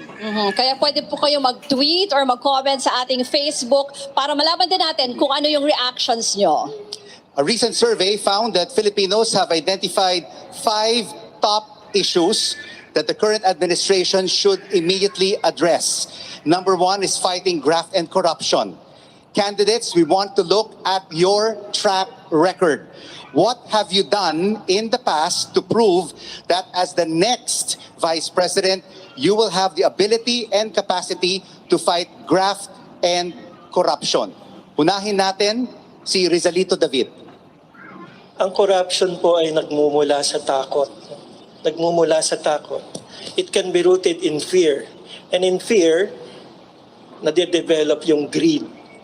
Maraming panahon ko na pong sinasabi na dapat magkaroon tayo sa ating lipunan ng revolusyon sa pananampalataya. Pretty much naman kasi alam natin ang mga sagot dyan sa ating mga problema. Pero bakit hindi nangyayari na masagutan natin? Dahil nagkukulang tayo sa pag-ibig, no? Hindi political will, pag-ibig. Kaya po, yung corruption ay yumayabong dahil wala tayong pag-ibig sa ating kapwa. Kaya po ako, parating sinasabi ko, ibalik natin ang gobyerno kay Kristo. No? Restore all things in Christ. Yun ang pratikong panawagan. Magkaroon tayo ng himagsikan sa ating pananampalataya. Simply put, live our faith. Yun lang naman parati yun eh. Wala na, lahat ng batas ginawa na natin para maiwasan ng korupsyon pero walang nangyayari. Bakit? Kasi nasa puso yun, yung takot at yung kasakiman, no? Na kailangan mawala at mawawala lamang yan kung tayo'y magbabago. Magkaroon ng pagbabago ang lipunan kung ang bawat isa ay magkakaroon ng pagpapanibago sa pamamagitan ng pag-aalay ng sarili sa mga turo ng ating Panginoon. Senator Kiko Pangilinan, your track record on fighting graft and corruption. Well, 3 beses na tayong hinalal ng ating mga kababayan bilang senador mula noong 2001 at mahalaga sa akin ang tiwala na ibinigay sa atin ng ating mga kababayan. Kaya tiniyak natin na sa tatlong termino natin ni minsan, hindi tayo nasangkot sa anumang kaso ng anomalya, number 1. So maliwanag yan. Number 2, nung tayo ay NFA chairman ng NFA board, for the first time in 42 years, nag-reject ng bid ang NFA dahil masyadong mataas. In fact, 4 na beses tayo nag-reject ng bid. Hindi daw nangyari yan sa 42 taon ng NFA. Bakit nag-reject? Kasi mataas. Bakit mataas? Dahil merong isinisingit na tongpats. At sa 4 nating pag-reject, nabababa nila ang presyo ng Thailand at Vietnam ng kanilang ino-offer na bigas. At nakatipid tayo ng 7 billion pesos dahil dito. So, yan ang ating track record at siyempre, nung first term natin, talagang binusisi natin at dinepensa ang pagmamodernisa ng ating justice system. Dinagdagan natin ang sahod ng mga huwes, binaba natin ang vacancy rate sa huwes nung tayo member ng JBC, nadagdagan din ang benepisyo ng ating mga prosecutor. Dahil pag malakas ang sistema ng katarungan, talaga ang corruption mababawasan talaga dahil napaparusahan ang dapat parusahan. Now may we hear from Manny Lopez. Thank you. As a private citizen, businessman, and public official, I once served also in NFA Grain Score as its president and general manager. And I fought graft and corruption to the fullest extent of my capability and my ability. And I lost. Why? Because there is no political will to fight graft and corruption in this country. It has become endemic, and it seems to get worse as we elect more distinguished legislators and more distinguished officials. So, what do we propose? How do we address graft and corruption more effectively?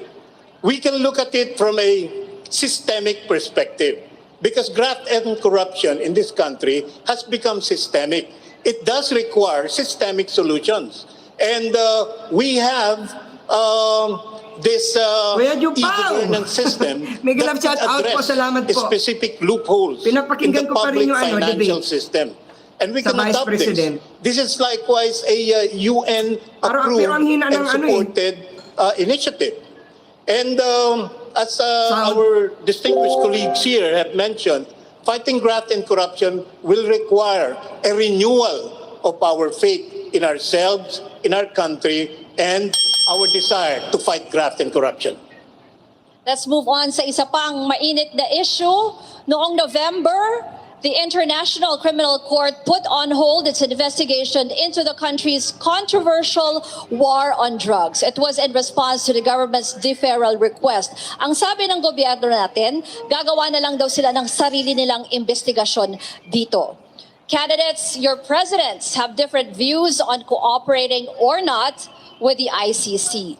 But we want to know first and foremost from you, will you push to have the country rejoin the ICC? Please explain your answer. We start with SP Soto. Yes, obviously, because we passed in the Senate a resolution and a petition I filed with the Supreme Court na sinasabi namin sa Supreme Court na desisyonan yung sinasabi na kapag kami ay pumasok sa isang agreement or treaty, 2/3 vote ang binibigay ng Konstitusyon at binibigay sa Senado at binibigay namin. Pero once mag-abrogate, ang sinasabi namin sa Senado, kailangan paalam din sa amin. Kailangan ipasa din namin na sinasabi namin payag kami i-abrogate. Because the abrogation done by the Executive Department was unilateral. Kaya yun ang sinasabi na obviously, ang Senado ay pabor doon, or kami, majority in the Senate, pabor, na pag-usapan yan at ibalik tayo. At kung gusto mag-imbestiga ng ICC dito sa atin, ayaw mag-imbestiga. Wala tayong tinatago, wala tayong dapat katakutan. And, well, I wish I was able to given a chance about the corruption. Perhaps later. Sige. Thank you po. Puntahan natin si Mr. Serapio. Ano pong masasabi niyo sa rejoining ICC or not? As a respectable member of the international community, I join the Senate President in his stand that we should rejoin the International Criminal Court. And for that matter, we should also be part of all other international organizations which help promote international harmony, cooperation, and amity that is provided for in our Constitution. So that's my short answer to this question. And Doc Willie Ong, what is your point of view on this issue? Rejoin or stay out of the International Court? Salamat, Rico. Siyempre, yes tayo. Sasali tayo ulit sa ICC. Pero ang problema talaga natin itong war on drugs, di ba? I think kahit ito sa mga international organizations, yung criminal justice approach, minsan hindi yun ang pinakamaganda pag-solve ng war on drugs. Kailangan natin yung public health approach tulad na sinabi ni Senator Tito Soto. Ang addiction po kasi, may problema po sa prefrontal cortex. Dito sa harap natin, na-addict talaga yung tao. Kung di siya na-addict sa shabu, baka mag-Novain siya o mag-cough syrup siya. So, sakit po siya. So 98% are mga users, 2% lang ang pushers. So kailangan focus natin science-based. 4 million in my house. Kailangan Maraming bawasan salamat ng stigma sa mga gumagamit. Paparamihin natin yung mga libreng gamot. May gamot na kasi pang-solve o pang-cure sa mga nagiging drug addict. Hindi pwede yung ikukulong tapos pagbalik, magiging addict sila ulit. At paparamihan yung psychologists, psychiatrists, at ililibre yung mga gamot dito. Sa Maynila, kay Mayor Isko, talagang 97% ay nahuhuli at hindi sila napapatay. Napakinggan po natin yung mga response ng ating mga candidates that they will rejoin. What about cooperation with the ICC? And to what extent will you cooperate with the International Criminal Court? This question is for you, Walden Bello. Well, the short answer is full cooperation, and we will make sure that there's a coordination between our justice system and the ICC, because 27,000 extrajudicial executions directed from Malacanang, President Duterte cannot escape this responsibility. And he should be prosecuted, and I believe he will be prosecuted and brought to a cell in The Hague. And we will support it. Calyode and I will in fact support this. But I would just like to say something. Yung rewriting of history, si Senator Soto, he's rewriting history. Noong kasagsagan ng war on drugs, did he say anything critical of the president? Did he protect Senator Laila de Lima, who was a member of the Senate? No? I mean, he was just supportive during that time when the president was destroying the integrity of the Senate. No? So, Senator Soto, please don't rewrite history. You were an ally of the president until just very recently. Okay? So, let's be frank with our kababayan naman. Huwag tayo magsisinungaling dito. Kaya, mahirap ho yan. Hindi ho ba anti-terror law itinulak nyo? Oh boy, come on. Senate President. I think former Congressman Bello has got his figures all wrong. Una, and then later I want to ask, what do you mean by ally? Because dahil kami magkaibigan, ally na ako. I have preserved the independence of the Senate always. And you can ask the members of the minority and the majority. Ngayon, why do I say he's got it all wrong? Kaya ako open na ang ICC mag-imbestiga rito. From the 2016 up to the present, October 2021, there were 258,000 drug operations. This is on the issue of illegal drugs, drug operations. There were 378,000 arrests.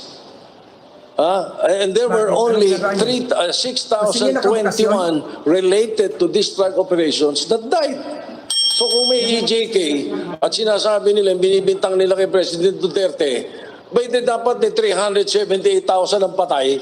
Hindi totoo yun, ni 21,000. Kung ano pinapadala nilang figures sa ICC, Senate hindi President, totoo yun. your time is up. You have the records speak for itself. Senator Kiko, the question now is to you. Will you cooperate with the ICC, just apart from rejoining?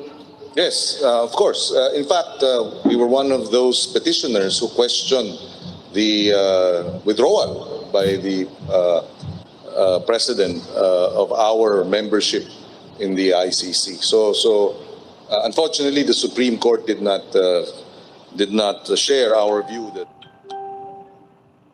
withdrawal should have been concurred by the Senate. So we will cooperate with the ICC. Yes. But again, a second petition was raised by the Senate President. Pero yung petition namin na kine-question yung pag-withdraw sa ICC ay hindi tinanggap ng Supreme Court. But yes, we will support first the rejoining and we will cooperate. All right, Mr. Bello would like to rebut, but first we will go to Mr. Manny Lopez. I support the war on drugs because I see the implications of our nation becoming a narco state. While on the same premise, I also believe that human rights should be protected. So the president took this lose-lose proposition by the horn and to bring in foreign interference based on their values, based on their perceptions, to actually intervene in Philippine affairs is not a good proposition, not a good idea for the sake of our country and for our people. And so I think while there is a clamor to rejoin the ICC, it has to be timely. And we have to look at this that is hounding the Duterte administration in a balanced manner. Balikan po natin si Mr. Bello for your rebuttal, sir. Yes, again, wag ho tayo mag-rewrite ng history, no? Kasi lahat naman, all the key legislative initiatives na itinulak ni President Duterte, who was the biggest backer? It was Mr. Soto. The Anti-Terror Act, the Public Services Act, the Retail Trade Liberalization Act, the Foreign Investment Amendment Act, the Rice Tarification Act, you name it. He never dissented from any major legislative push by the President. Kaya hindi independent ang kandidatong ito. I mean, wag ho tayo mag-rewrite ng history. And, by the way, Mr. Soto, you never defended your colleague, Senator De Lima, when she was hauled out of the Senate. Ayan na. I mean, you just begged President Duterte to fall on your knees, and you didn't even oppose it. I did not. Okay. All right. Senate President, you were alluded to by Mr. Bello. Out of respect, this will be the final answer Yes. for this particular issue. Why don't you ask Senator De Lima herself? Because I did not allow her to be arrested in the Senate. That's one thing. Now, all the bills and all the laws that former Congressman Bello mentioned are all for the benefit of the people. Anti-terror law, bakit? Gusto mo ba? Terrorist? Kampi tayo sa terrorist. Hahayaan natin sila gano'n na lang. Hindi ba? Yung foreign investments, bakit? Ayaw natin makika-recover ang ekonomiya. Nakasadlak na lang tayo. Baksak na lang. We should allow that. And then, I don't think it's wrong if I'm a friend of the President. As long as the Senate is independent, ang lahat ng pinasa namin sa Senado, kahit na pandemic, I was never absent, never late, kahit na to the detriment of my health. Wala akong pakialam because I was doing my job. I only relied on Psalm 91. That's it. Okay. We move on to another topic. As we mentioned, yun na muna yung huli for this one. Yung susunod natin, a study finds that provinces where political dynasties thrive are generally poorer. Because of this, yung mga magkakapamilya po, hindi na nababantayan ng isa't isa, nawawalan ng checks and balances, nandiyan ang impunity, corruption, and even violence. But this year, elections are still dominated by political dynasties. Candidates, we want to know where you stand on this. We'll find out after a short break. This is a CNN Philippines special presentation. The Filipino Votes Vice Presidential Debate 2022. The Filipino Vote.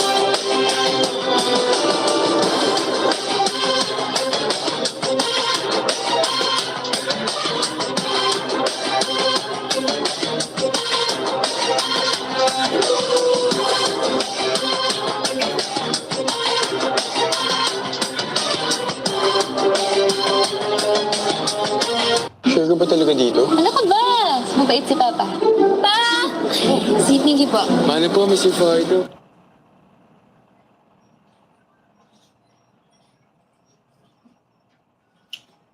Oy, kumain na kayo. Anong oras na? Dapat kumakain na ng maaga.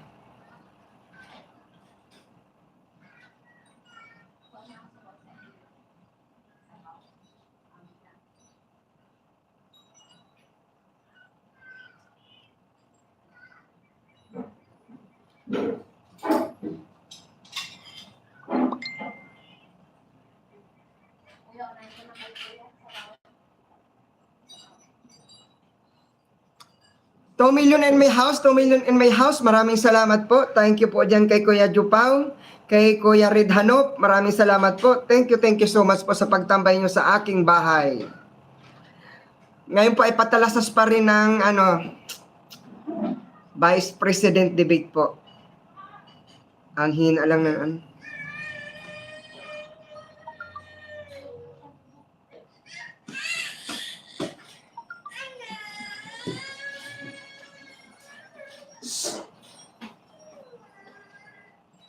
Isip na yan, kakain ka ng rice. Malaglag ka dyan. Kakain ka ng rice. Ayan, may sabaw. Malaglag ka ha, malaglag. Malaglag ka, malaglag ka. Bababa ka. Ayan na, sarap. Isip na yan.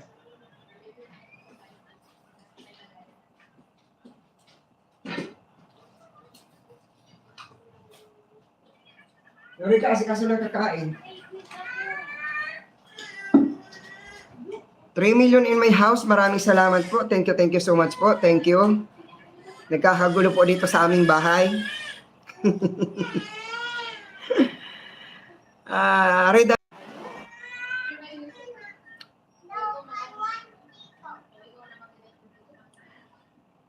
Yupaw Gasol, Red Hanop, salute Boss Red. Salute Boss Red. Galing akong Batangas kanina eh. Ginawa ako. Nagpapatalastas pa po. Ray Danok, Boss Jobs!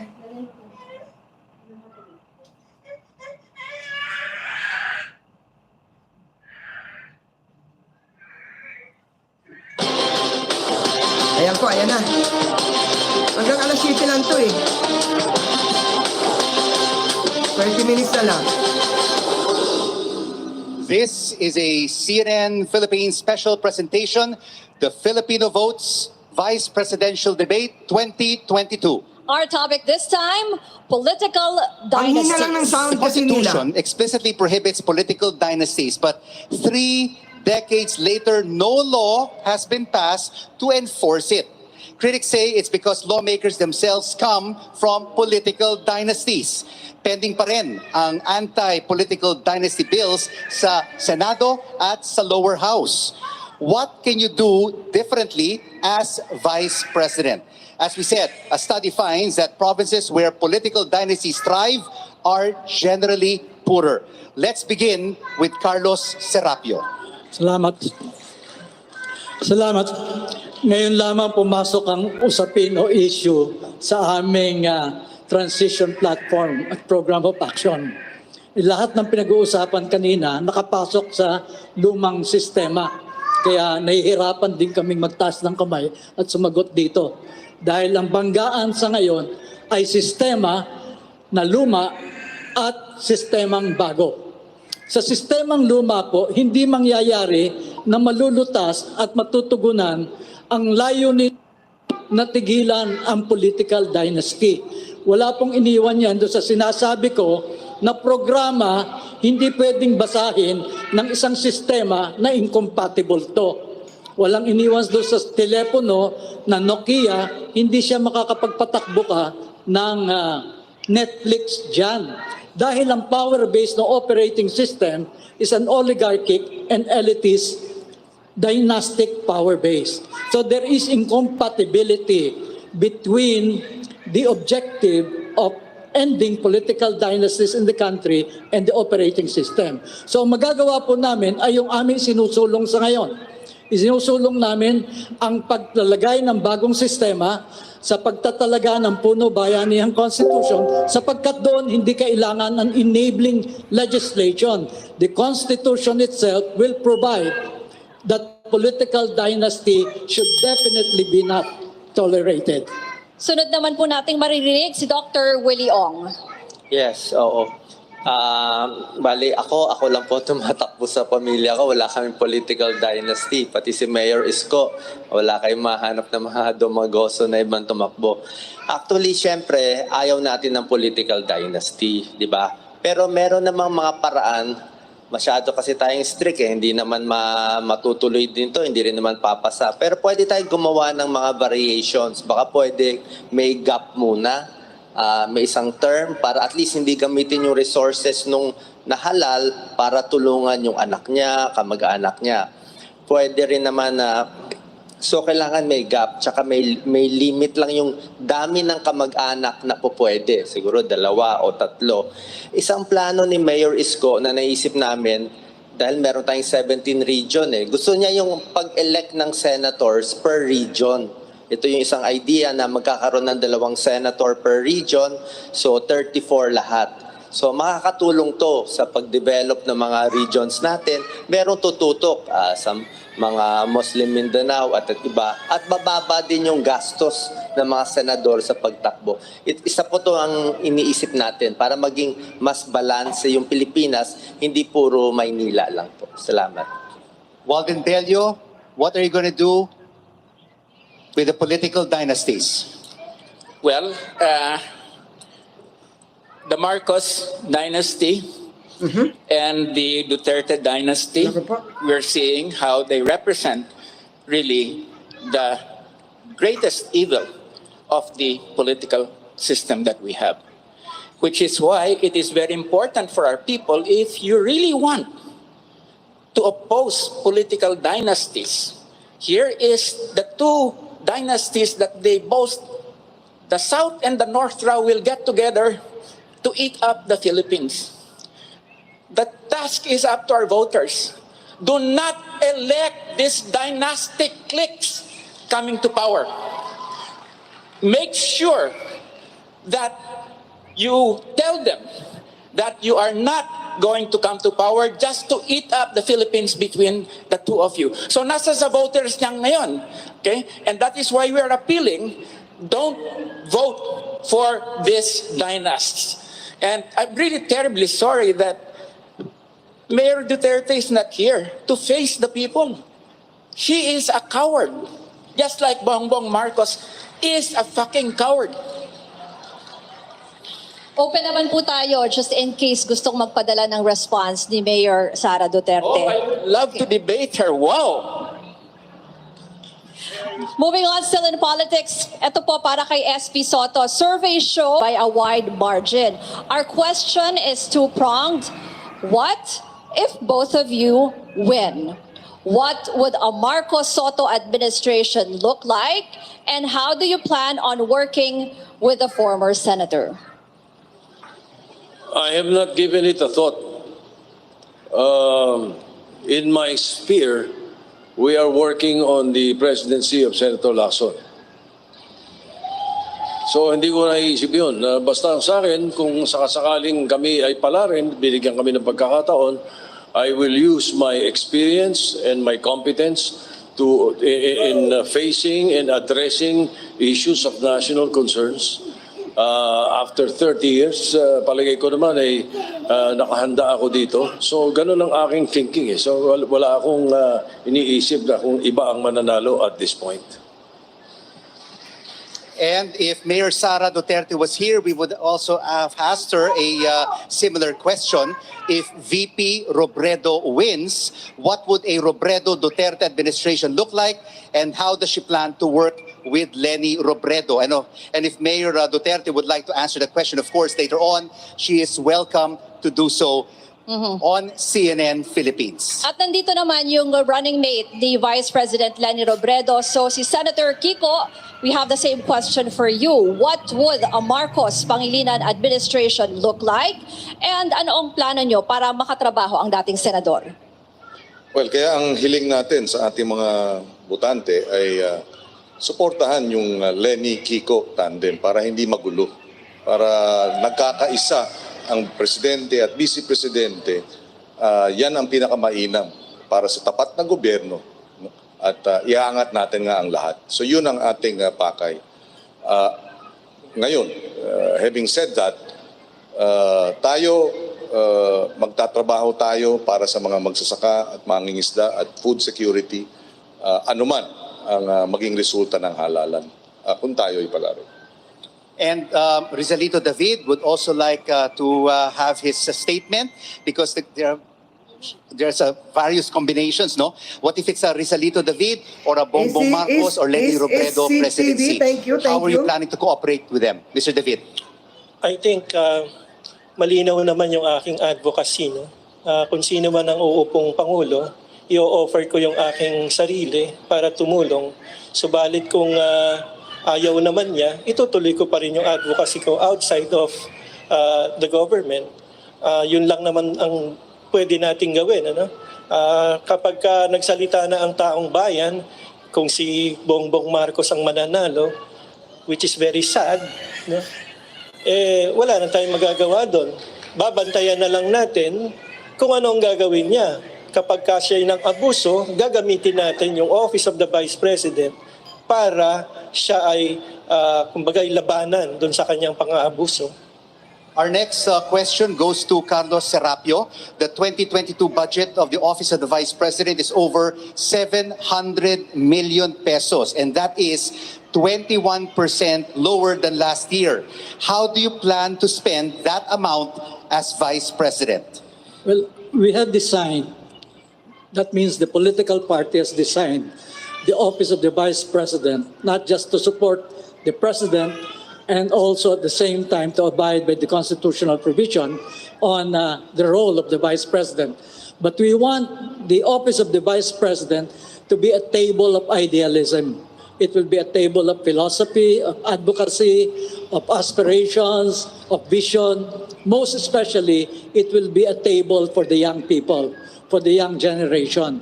Yung experience namin sa halos 50 taon ng pakikipaglaban para sa pagbabago ng ating sistema ay iyon ang maibabahagi natin sa ating mga kabataan. Sa ngayon kasi, ang nakikita nila, puro yung away sa kasalukuyang sistema. Labanan ng kulay at labanan lamang ng kung sino ang mas mabuti o sino ang mas masama. We are in a state of moral convolution.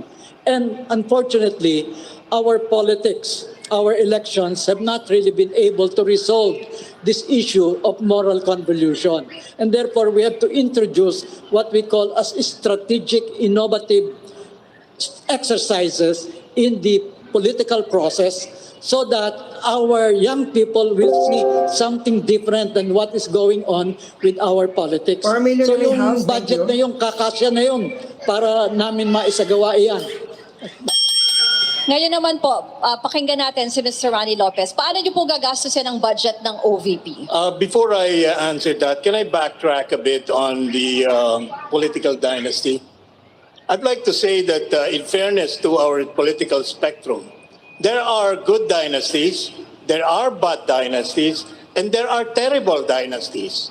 And to avoid the prospect of having terrible dynasties, we have to do something. We have to initiate some initiatives, no, some reforms to prevent the occurrence or the incumbency of bad dynasties. And I think this is high time because, you know, the political landscape is now packed with dynasties. And if the country is being uplifted as a result of this leadership spectrum of having more dynasties, then so be it, if that's good for the country. But apparently, we are lagging behind as a country and as a people. And so therefore, we propose, under the Labour Party, a structural and political reform agenda that will empower the people once more. And this is through a people's initiative, a functional people's initiative with a prescribed implementation guidelines that could enable ordinary citizens to legislate, to amend laws, or rescind laws. This is a CNN Philippines special presentation at the University of Santo Tomas. When we come back, we'll ask questions about taxes. You're watching the Filipino Votes Vice Presidential Debate 2022.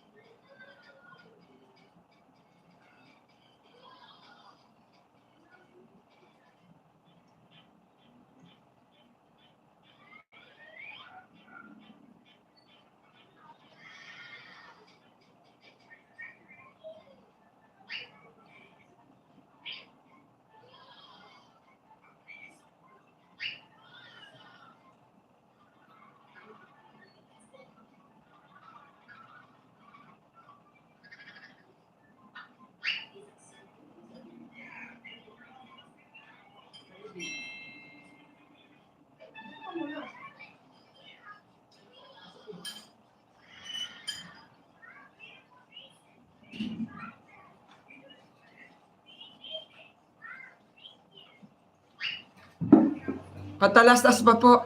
Naubos na yung tao ko.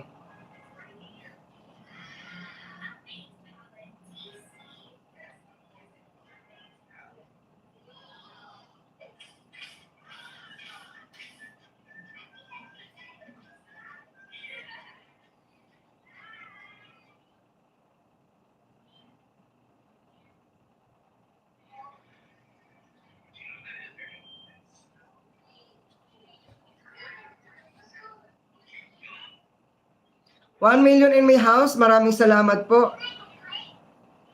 Nainip na yung mga tao pag sa debate.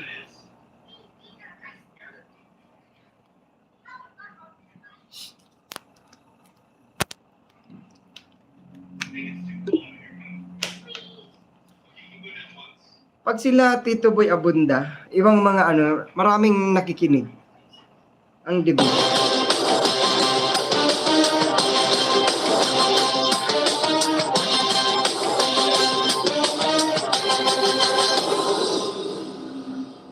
We are live at the University of Santo Tomas Quadricentennial Pavilion, and you are watching a CNN Philippines special presentation, the Filipino Votes Vice Presidential Debate 2022.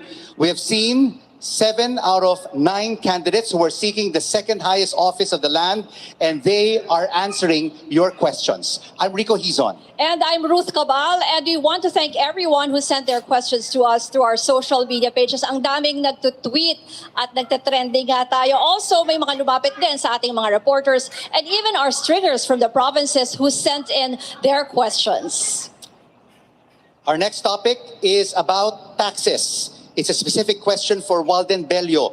In an interview with CNN Philippines, you said that the country's billionaires should pay more taxes to generate more funds for the poor. We'd like to know more about these additional taxes to the rich that you are talking about, and how exactly, Mr. Bello, will these funds be allocated to the poor? Well, my presidential candidate, we proposed that we would tax the top 250 to 500 billionaires in this country to 1 to 3% of their wealth, which means income, land, etc., etc. Now, this will yield about 1 trillion pesos, which would come to about 25% of the budget and more. Okay? Now, this is quite small. Okay, if you look at taxation rates in other countries, they go on the top levels, 20, 30, 35% in the US, something like around 39% in Germany. So our rich have no cause to complain. So this is going to be made as transfer payments to social services. Is this going to be possible? Of course, it is possible. One, it is very small part of their income. Okay. Two is that there are, in fact, many people among the rich in this country at this point, especially the younger rich, who's saying that we really need to be socially responsible. And then three is even Joey Salceda has said, that the rich now have to pay because they benefited from the pandemic. So this is a very sound thing. Itutuloy natin ng issue dito sa buwis, and Senator Soto, you and your running mate, Senator Ping Lacson, have criticized the Finance Department's proposal for new taxes to manage government debt. Sabi po ninyo, ayusin ang pagkolekta ng buwis. How will you resolve the collection of taxes? Digitalization. That is the answer, number one answer at the Bureau of Customs. We have given them the funds for it already, hindi kinukumpleto. Bakit? They want human intervention. Once we remove human intervention, we remove corruption, and we improve the collection of taxes. Ganun mismo, kahit sa BIR, kailangan improve natin collection of taxes. Hindi pa pwedeng dagdag ng tax. Nagbawas nga kami. We passed in the create law that yung lahat ng below 250,000 a year ang kinikita, hindi dapat magbayad ng income tax. Pinasa din namin yun. Okay, moving on to Mr. Manny Lopez, who is an economist. Your question, to increase taxes or not, at ano pong klase ng buwis? I think the fiscal side of governance in this country has to improve. And there is a lot of room for improvement. First and foremost, the collection of taxes should be more efficient. Any avoidance of taxes should be penalized. And e-governance, as the good Senate President has mentioned, is a part of our legislative and executive agenda to improve efficiency in tax collection. On the same premise, on the other side of the coin, is to make best use of our taxes. And this means elimination of the leakages in the public finance sector, make our project implementation and program implementation more efficient, and there should be, better auditing procedures to make sure that every tax collected from the people should be spent wisely. So it's an overall picture, and the Public Finance Reform Management Act, which remains to be implemented up to this time, has not been implemented. And given the mandate to assume a more responsible position in this republic, we will make sure that our taxation system, our fiscal policy will be improved dramatically. Thank you. And since we are on the topic of tax collection, the Bureau of Internal Revenue, or BIR, has been identified by the Anti-Corruption Task Force as one of the graft-prone agencies. Once upon a time, there was even a proposal to abolish the Bureau. Former President and Vice President turned lawmaker Gloria Macapagal Arroyo proposed in 2017 to replace the BIR with a National Revenue Authority. Ang sinabi niya, there is a need to address growing taxpayer dissatisfaction and the increasing perception of systemic corruption in the BIR. President, how will you help end the systemic corruption in the BIR? Senator Pangilinan, you have 90 seconds. Well, again, I will go back to, you have to punish swiftly the guilty. Hindi pa pwedeng hindi pinaparusahan ang mga nagkakasala. Ang nangyayari kasi, pag ikaw ay magnakaw nga ng mas marami, mas meron kang abogado, makakalusot ka dahil mabagal ang sistema ng katarungan. In the long run, you have to modernize your judiciary. You cannot have a modern judiciary with a third world budget. So we really have to increase support for our judiciary. Dagdagan pa ang benefits ng mga huwes, mga prosecutor, ng mga court staff para maging efficient. Increase the budget. If we can double it, why not? And in exchange, dapat mabilis ang paglilitis. Ngayon kasi 6 na taon ang average na paglilitis eh. Dapat yan mabawasan sa 3 o 2 taon na lamang. Dahil pag mas marami ang napaparusahan sa mabilis na paraan, talagang magkakaroon ng takot at respeto sa ating mga batas. So that's how you address corruption and that's how you address itong misfeasance or pang-aabuso sa pwesto. Hindi lang ng BIR at iba pang mga ahensya. Balikan ko rin lang, between imposing more taxes and having a more efficient system of collection, we would always should prioritize the latter. Dahil hindi nakokolekta. 700 billion pesos a year, sabi ng COA, ang nawawala sa corruption. Siyempre, ang pakiramdam ng taxpayer, ibinabayad ko sa inyo, ninanakaw lang ninyo. So kinakailangan talaga ng mabilis na paglilitis at parusa ng corruption issues. So, Senator Pangilinan, paano natin pwedeng iksian ang paglilitis? Alam natin dito ang hustisya sa Pilipinas, matagal sa mga korte. Unang-una, fill up all the vacancies in our court system. There are about 25% of our courts walang judge, kaya mabagal. To add more courts para yung dami ng kaso ay hindi na overloaded ang court system natin. And of course, hire more judges, give them more support, and then ito nga, convene the JELA, which is the Judiciary Executive Legislative Advisory Council.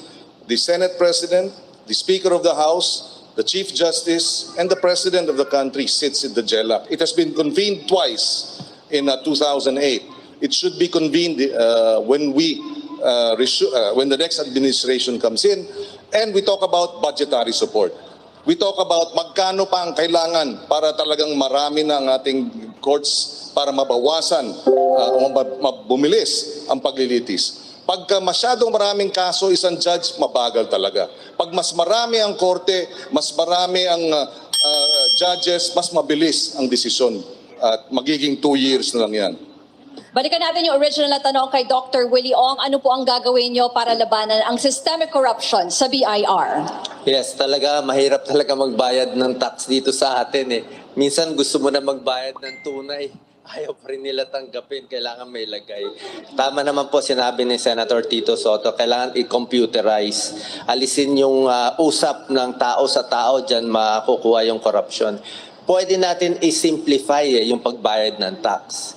Isa pa, pwede natin i-broaden, paramihin yung nagbabayad ng tax. Ayon sa pag-aaral, parang 19% lang ang nagbabayad eh. Kaya nahihirapan yung 19%. Kung mas marami ang magbabayad, mas magaan ito. At i-encourage natin yung mga tao na magbayad. Kasi yung buwis na binabayad nyo, yan ang pang-sweldo sa teacher, di ba? Para proud tayo na magbayad.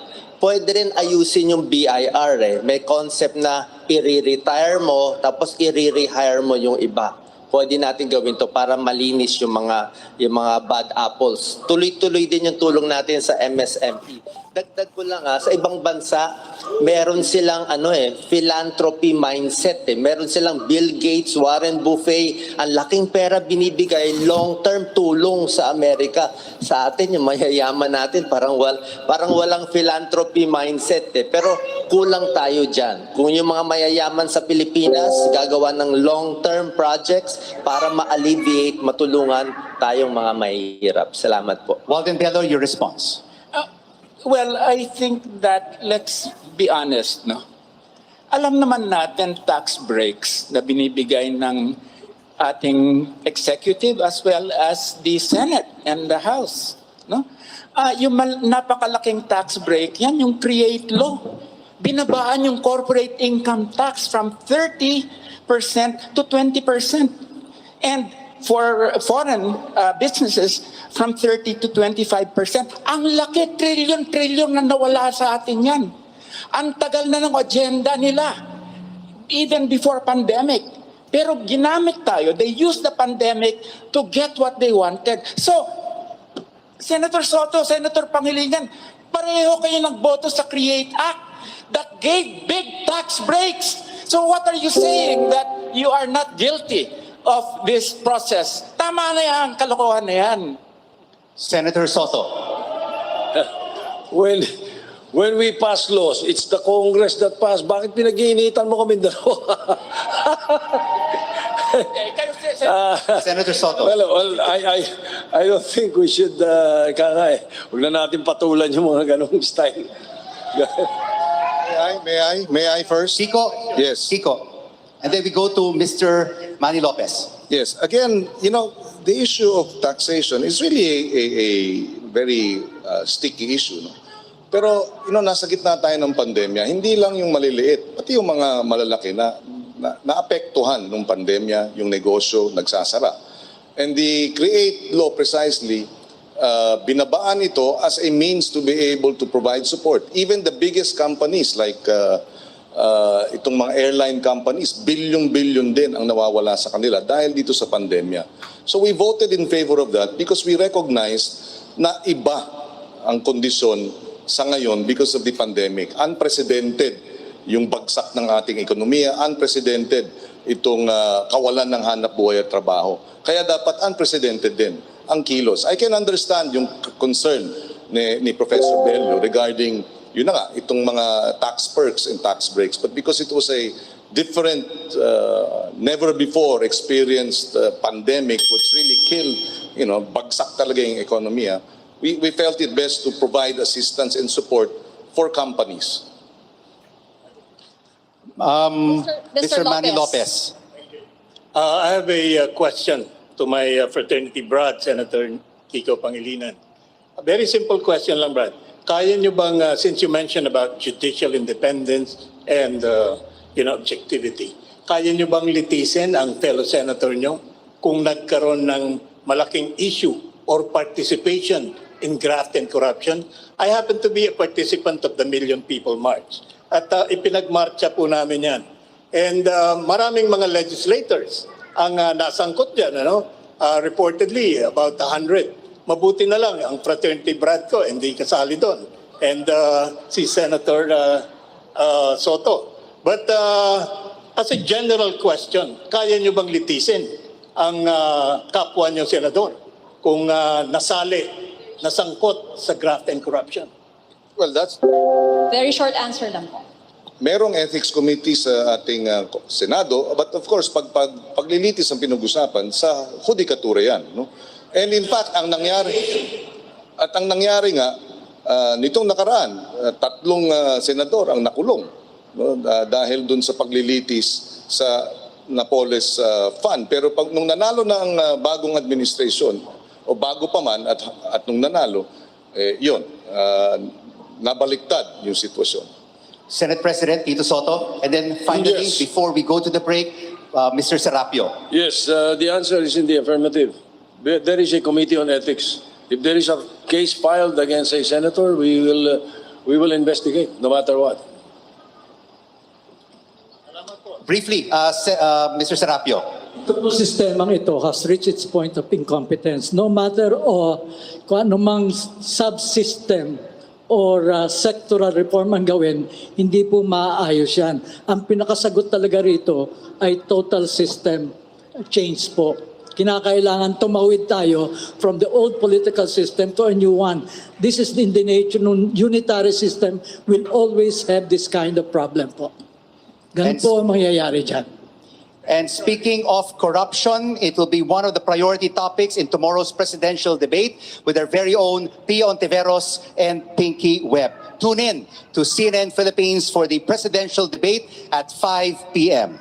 You're watching the Filipino Votes Vice Presidential Debate 2022 right here at the University of San. Again, so much USC, and thank you to Very Reverend Father Richard Ang, the Rector of USC. After the break, we'll shift our focus to our most precious resource, our children. How do we keep educating and protecting them? We'll be right back. Stay with us. Katalastas lang po. 2 million in my house. Maraming salamat. Nakaka 2 hours na po tayo. Nagsimula kasi po yung Vice Presidential Debate alas 5 po. Alas 5. Alas 6. Sabi nila 2 hours lang. Pero babalik pa eh. Suki! Siya ang bagong... Patalastas. Patalastas. 1 million in my house. Yung aso ko, tulog oh. Napagod. Hello, Din. Din. Tulog. Tulog na tulog. Ang laki tong ason to. Napakalaking aso. 1 million in my house. Maraming salamat po. Thank you. Sa aking mga bisita kanina po na pumunta. Maraming salamat po. Kay Ridhano po. Kay Kuya Jupaw. Marami po tayong bisita dyan eh.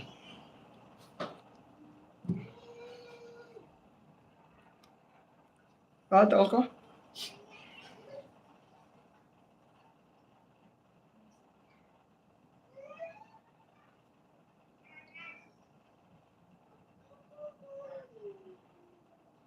Yung laking aso.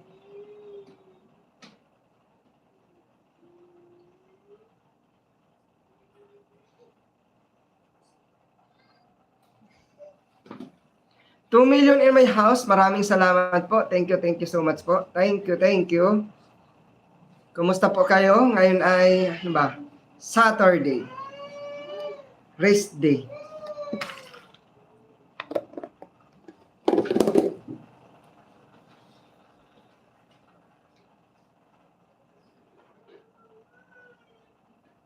Nag-aamoy ba to? Hindi.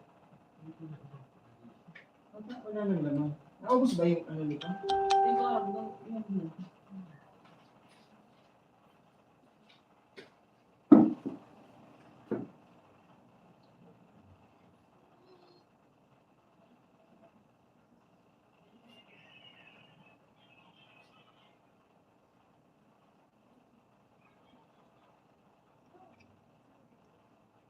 Paano ba ito tanggalin?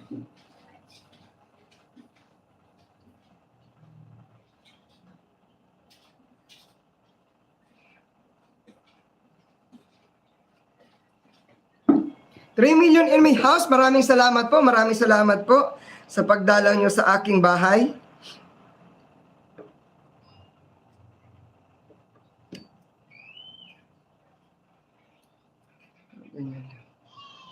Thank you for $1 million in my house. Salamat po. Thank you so much po. 3 million in my house.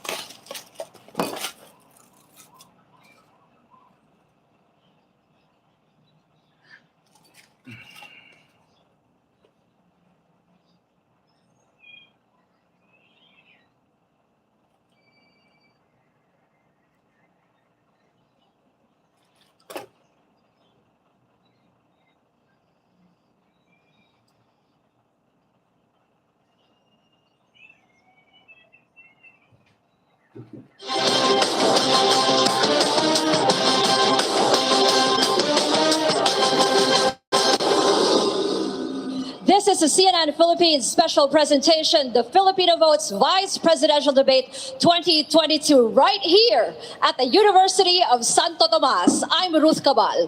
And here with us on stage are 7 out of the 9 vice presidential candidates. I'm Rico Hizon. Makinig ka ng debate. The UNICEF reported that since the pandemic Thank you was for declared, we coming. have seen an increase in children who have been left hungry, isolated, abused, and anxious. In addition, the pandemic has caused the most severe education disruption in the world. Dito po natin nakita yung isang problema sa bansa natin, yung gap, yung pagitan sa rich and poor students, lalo na pagdating sa internet access. Ang question natin, as Vice President, how can you make sure that the internet is more accessible and more affordable to the students? We want to hear from Dr. Willie Ong. Yes, salamat sa question, Ruth. Talaga itong education talaga pinaka-problema natin kasama yung sa internet. Nakakalungkot talaga po yung mga datos sa mga bata natin, 33% malnourished or stunted, yung maliit ang height. Dati ang data, 50% may bulati sa tiyan. Paano mag-aaral kung anemic? 10,000 na bata namamatay bawat taon sa diarrhea, maruming tubig, walang pang-ospital. Kaya yung access sa internet, may plano kami ni Mayor Isko dyan sa fiber optic na gagawin niya. Pagdating sa school, ano problema natin? Bullying. Nako, sa Twitter natin ngayon, baka marami na nag-away. Philippines, 45% ang bullying. Sa ibang bansa, 8% lang. Kaya kita nyo naman internet natin. Isa pa, ito medyo hindi alam to ng kababayan natin. 31% lang ang growth mindset sa Pilipino. Ibig sabihin, yung isip niya kaya niya maging mataas. Yung kaya mangarap, mababa tayo doon. Budget sa education, itataas natin. Sweldo ng teachers, grade 11 lang. Sa Maynila, ang dami tinayo ni Mayor Isko. Hospital, libreng tablet sa students, 20 gigs, 1,000 kada buwan binibigay. Mental health, linya ko po yan. Talagang tututukan ko yan kasi walang libre dito sa Pilipinas. Mahal pag nagkasakit sa depression, bipolar at iba pa. Senate President Tito Soto, your views on more accessibility and affordability of the internet to students. There is much to be desired in sa kilos ng Executive Department pagdating dito. Because nung tinatalakay namin yung budget para sa 2022, ang DICT nangangailangan ng mga 18 billion para sa improvement ng broadband. At para maisaayos nationwide at libre para sa ating mga kababayan. Ang napasa at ang pinayagan ng DBM, 800,000 18 billion yung kailangan 800,000 Tinanong ko nga Senator Nasan, I know this because Senator Lacson is the one handling the budget of the DICT. And then tinanong namin Senator Nasan, ano magagawa niyo 800,000? Wala daw. Yun ang isang problema. Now, as far as the educational freedom of the institutions are concerned, I am all for it. Meron lang ako gusto idagdag sa educational system natin. Dapat yung grade 5, grade 6, grade 7, meron drug abuse resistance education program. Pagtungtong nila ng 13 years old, alam na nila, masama yung droga, masisira ang buhay ko dyan, masisira ang pamilya ko, masisira ang kinabukasan ko.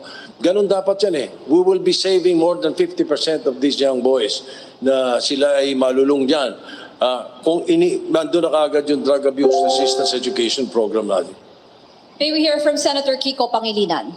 Yung Robredo Pangilinan tandem ay mayroong plano para sa edukasyon. Immediately, pag-upo, yung 90 billion, isang gadget bawat estudyante. Isa yan, para talagang mabigyan ng sapat na suporta.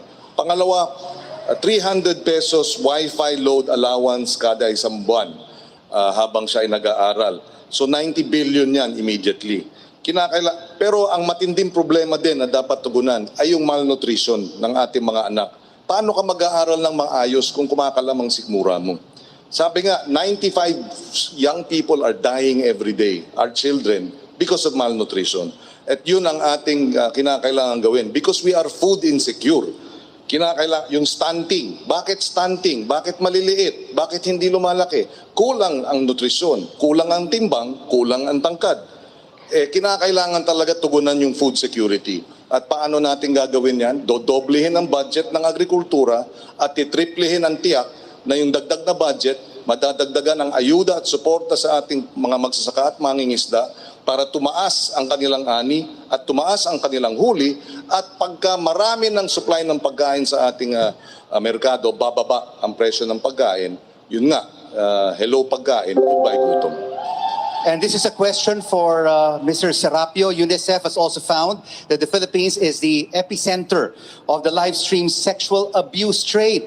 Research found a 265% spike in online sexual abuses between March and May 2020. As Vice President, we want to know what difference can you make to protect our children against online abuse? Mr. Serapio, of 90 seconds. Ang magagawa po natin dyan ay paggamit din po ulit ng teknolohiya para iyan ay ating ma-monitor ng mabuti. Ngayon po, gusto ko rin lamang pong sabihin, dahil ang pinag-uusapan lagi nga ay yung mga bilyon-bilyon na i-appropriate natin. Meron po bang na-allocate na pondo para sa ganitong mga programa? Kung wala po, kinakailangan pag-isipan kung saan kukunin yan doon sa mga ibinigay na pondo. Dahil ang bawat programa, kailangan ng pondo. At ang lahat ng papasok na bagong manunungkulan sa susunod na administrasyon, ang kanilang gagamitin ay yun na pondo na sa General Appropriations Act o na budget na. Kaya po, doon sa tanong ulit, kakailanganin po talaga niyan ng teknolohiya para na sa ganun ma-monitor ng gusto itong nangyayari po ng mga yan. Meron po niyan na ganyan technology kaagad. Napakabilis pong makita niyan.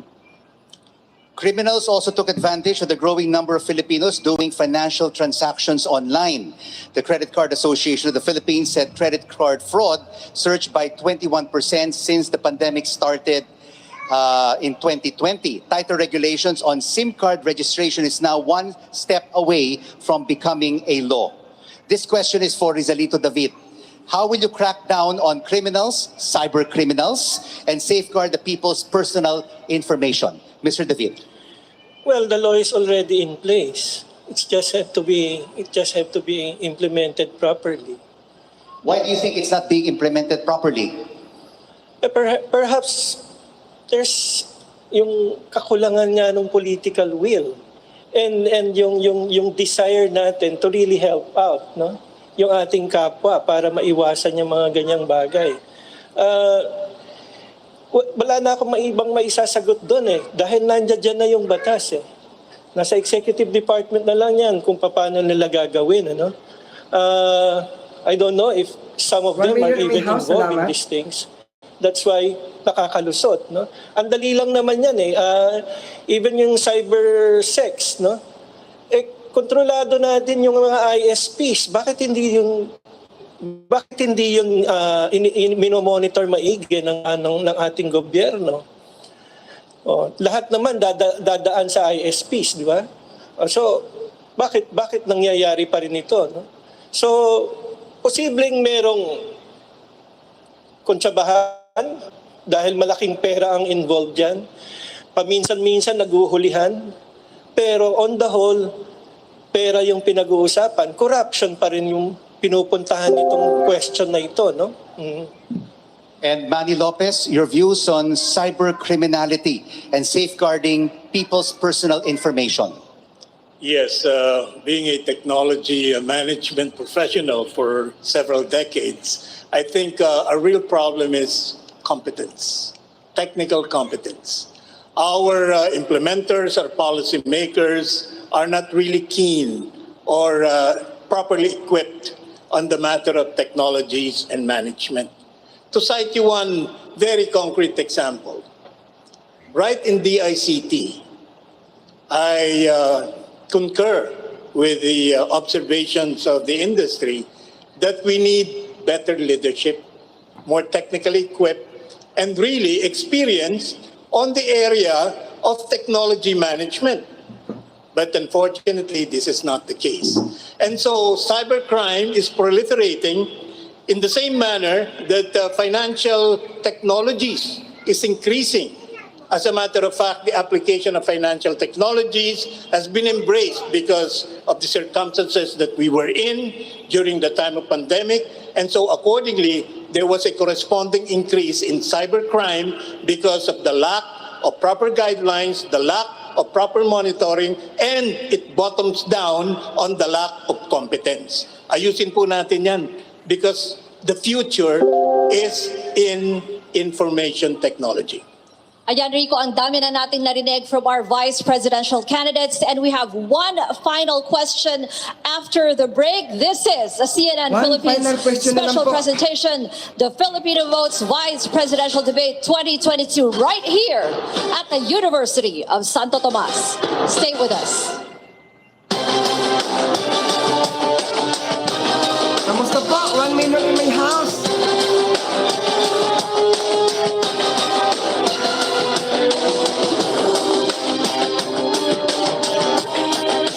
Isa na lang po.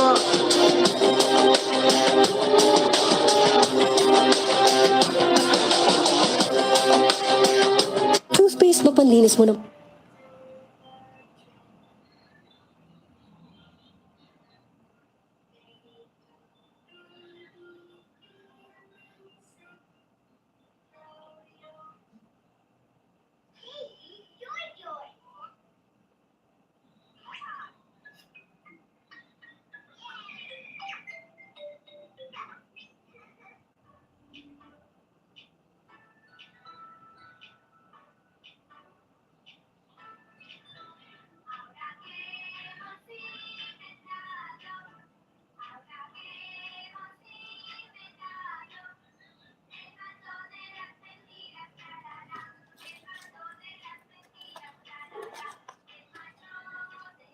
$1 million in my house. Maraming salamat. Thank you so much. Thank you.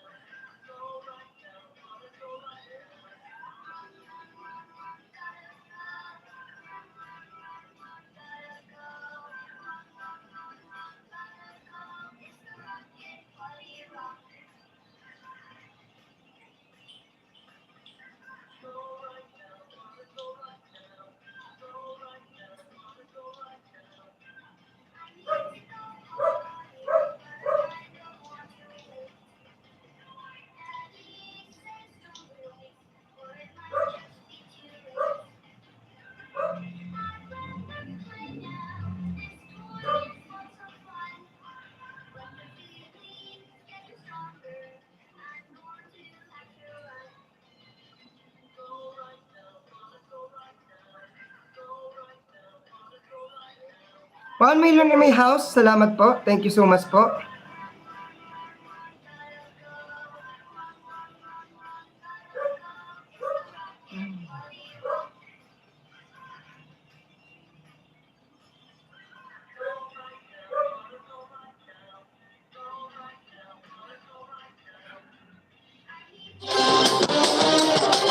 Ayan, last na po.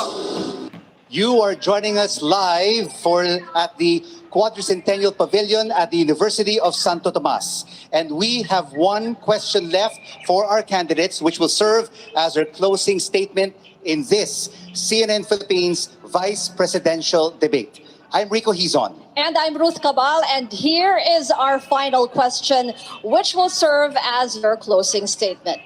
The Constitution states that in case of death, permanent disability, or resignation of the President of the Philippines, the Vice Presidential Act as Chief Executive.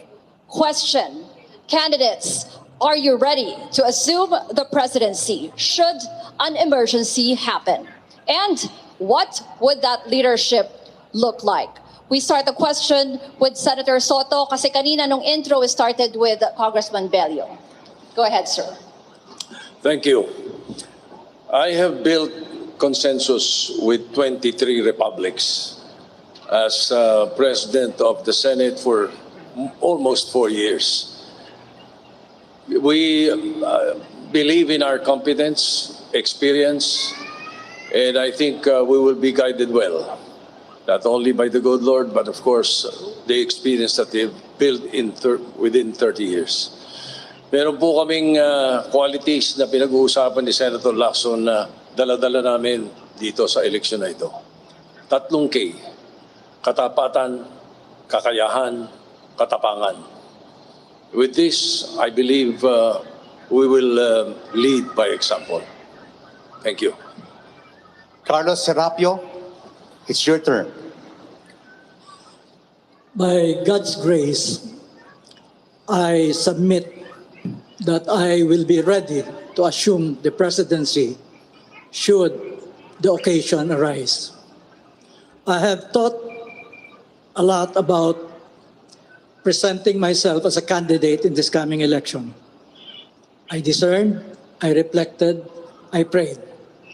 And I came to the conclusion that the 50 years of experience that I had been blessed to be part of the advocacy work of the just ordering of society will serve me in good stead.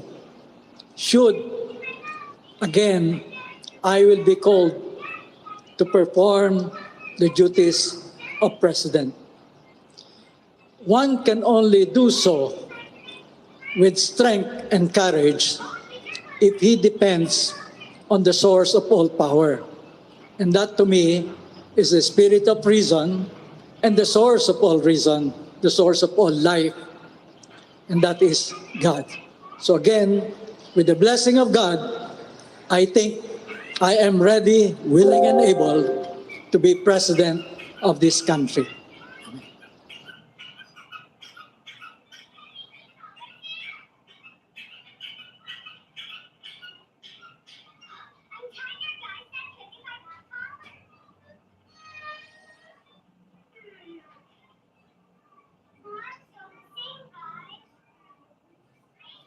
Ano nangyari?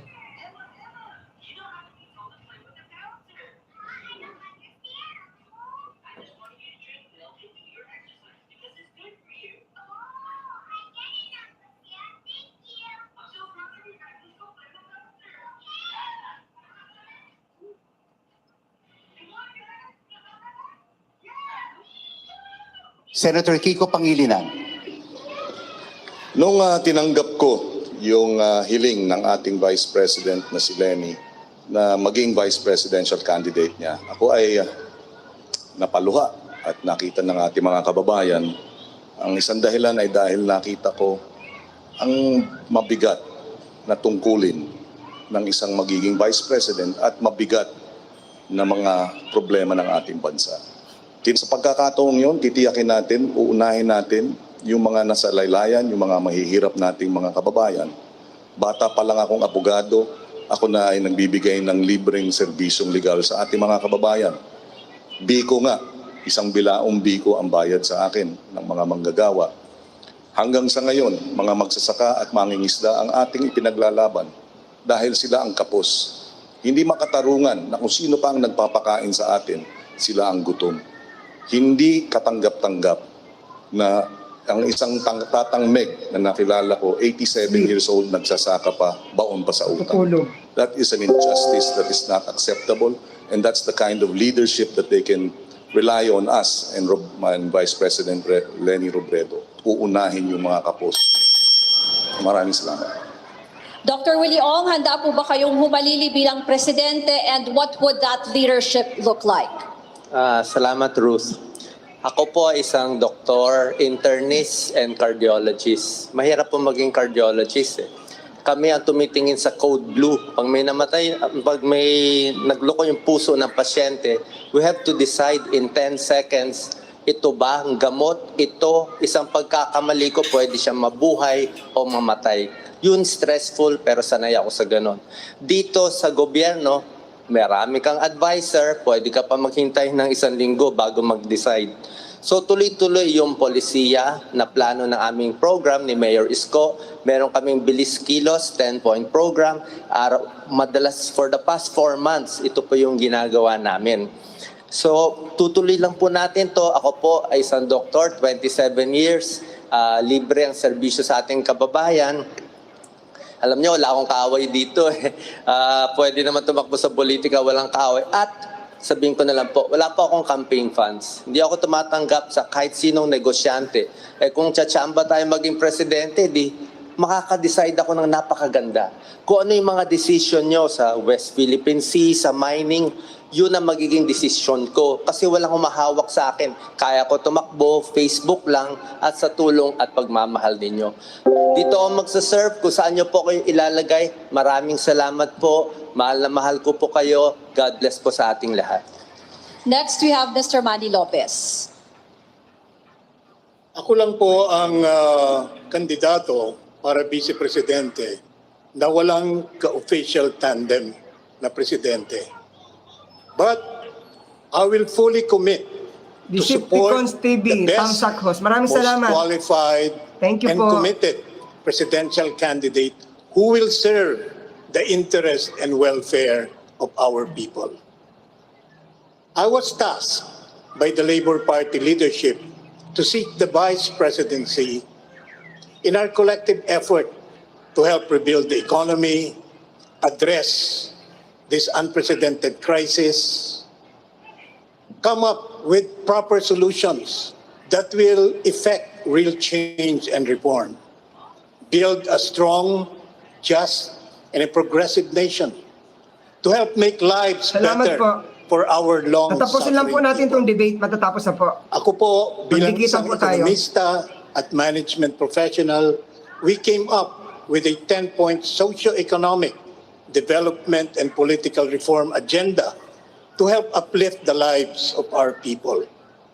And bilang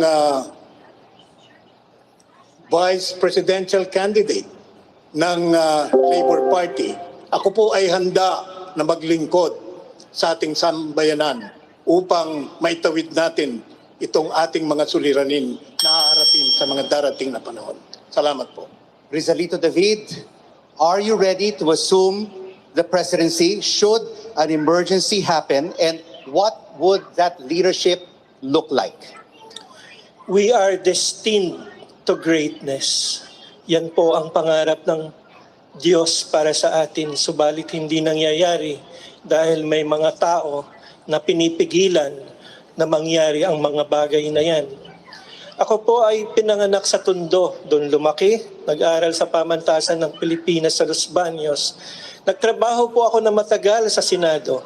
Kasabayan ko pa nga po itong dalawa sa ating mga senador. Ang diferensya, hindi ako senador, sila senador, ako staff, pero mas marami kaming ginagawa. Yung preparasyon ko po ay narariyan. No? Hinihintay lang po ang pagkakataon. Kung yan po ay babagsak sa akin, tatanggapin ko po ng buong lugod at isasagawa ang mga bagay na dapat gawin para sa ating bayan. Katulad ng aking nasabi, we are destined to greatness. And we only need leaders to do this for us. Well, together with the people and share this vision. Kailangan natin ng malinaw na direksyon. At ano ba ang vision ng leader na yon? Malinaw na po sa akin yan, naisulat ko na po yan doon sa aking tinatawag na rebuild. At ipinakita ko pa nga po kanina doon sa mga staff ng CNN kung ano itong sinulat ko na ito. Ako po'y nakahanda para sa ganyang pagkakataon. Marami pong salamat. Walden Bello.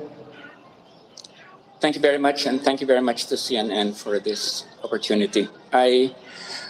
Yes, I'll be ready to assume, but I really wanted to air some of my problems. Sara Duterte is not here. They were watching us, fighting one another. And she was not here to reveal her program because she has no program for the people. All she has is this mandatory military bill that would add 2 more years sa ating mga kababayan. 18-year-olds, they're trying to get out. No? I mean, we need Sara Duterte and Marcos to come and reveal themselves to the people. No? And that is why I don't like dumping on Senator Soto or Senator Pangilinan. No? I mean, really, you know, I think the main problem that we face is the Marcos Duterte tandem. No? And I think that they just spat on the face of the Filipino people, telling them, you're not worth my giving you our programs because they have fucking no programs. Okay? So let me just end with that. You know, if I don't care what a number of people say, but I feel very strongly about the absence of these 2 idiots in this event. Thank you, CNN. Candidates, we would like to thank you for your very generous time and for revealing to the Filipino people, sa buong sambayanan, ang inyong plataforma at programa kung kayo ang magiging vice-presidente ng Pilipinas. And after any debate, people often ask, who won? Who stood out? And who is the most qualified? So tell us what you think via the CNN Philippines digital platforms. At marami na nga tayong reactions ngayon sa Twitter and Facebook. So to our audience, keep them coming. We want to hear from you. Alam mo Rico, kasi yung mga ganitong debate, magandang pagkakataon talaga ito para makilala ang ating mga kandidato at marinig silang lahat. And again, we want to thank our candidates. And gusto rin natin pasalamatan ang ating virtual audience who joined us for this Vice Presidential Debate 2022. And of course, thank you very much to our host, the University of Santo Tomas. Maraming salamat po. Let's call in our candidates in alphabetical order.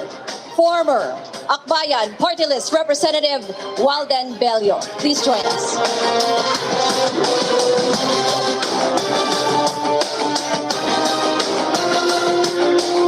Pro-life advocate Rizalito David.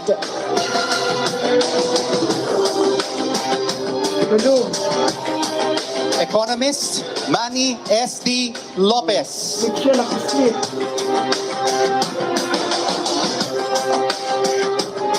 Dr. Willie Ong, a cardiologist and social media personality. Senator Francis Kiko Pangilinan.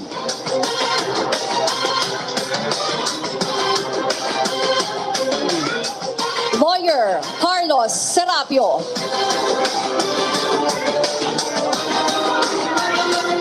And Senate President Tito Soto. Pupunta yan dyan. Maraming salamat po sa ating mga kandidato. Ako po si Ruth Cabal. And I am Rico Hizon. Join us again tomorrow where 9 out of the 10 presidential candidates will be here, right here on the stage at the Quadricentennial Pavilion at the University of Santo Tomas to answer your questions. 5 to 7 p.m. Thank you for watching this CNN Philippines special presentation. The Filipino Votes Vice Presidential Debate 2022. Thank you.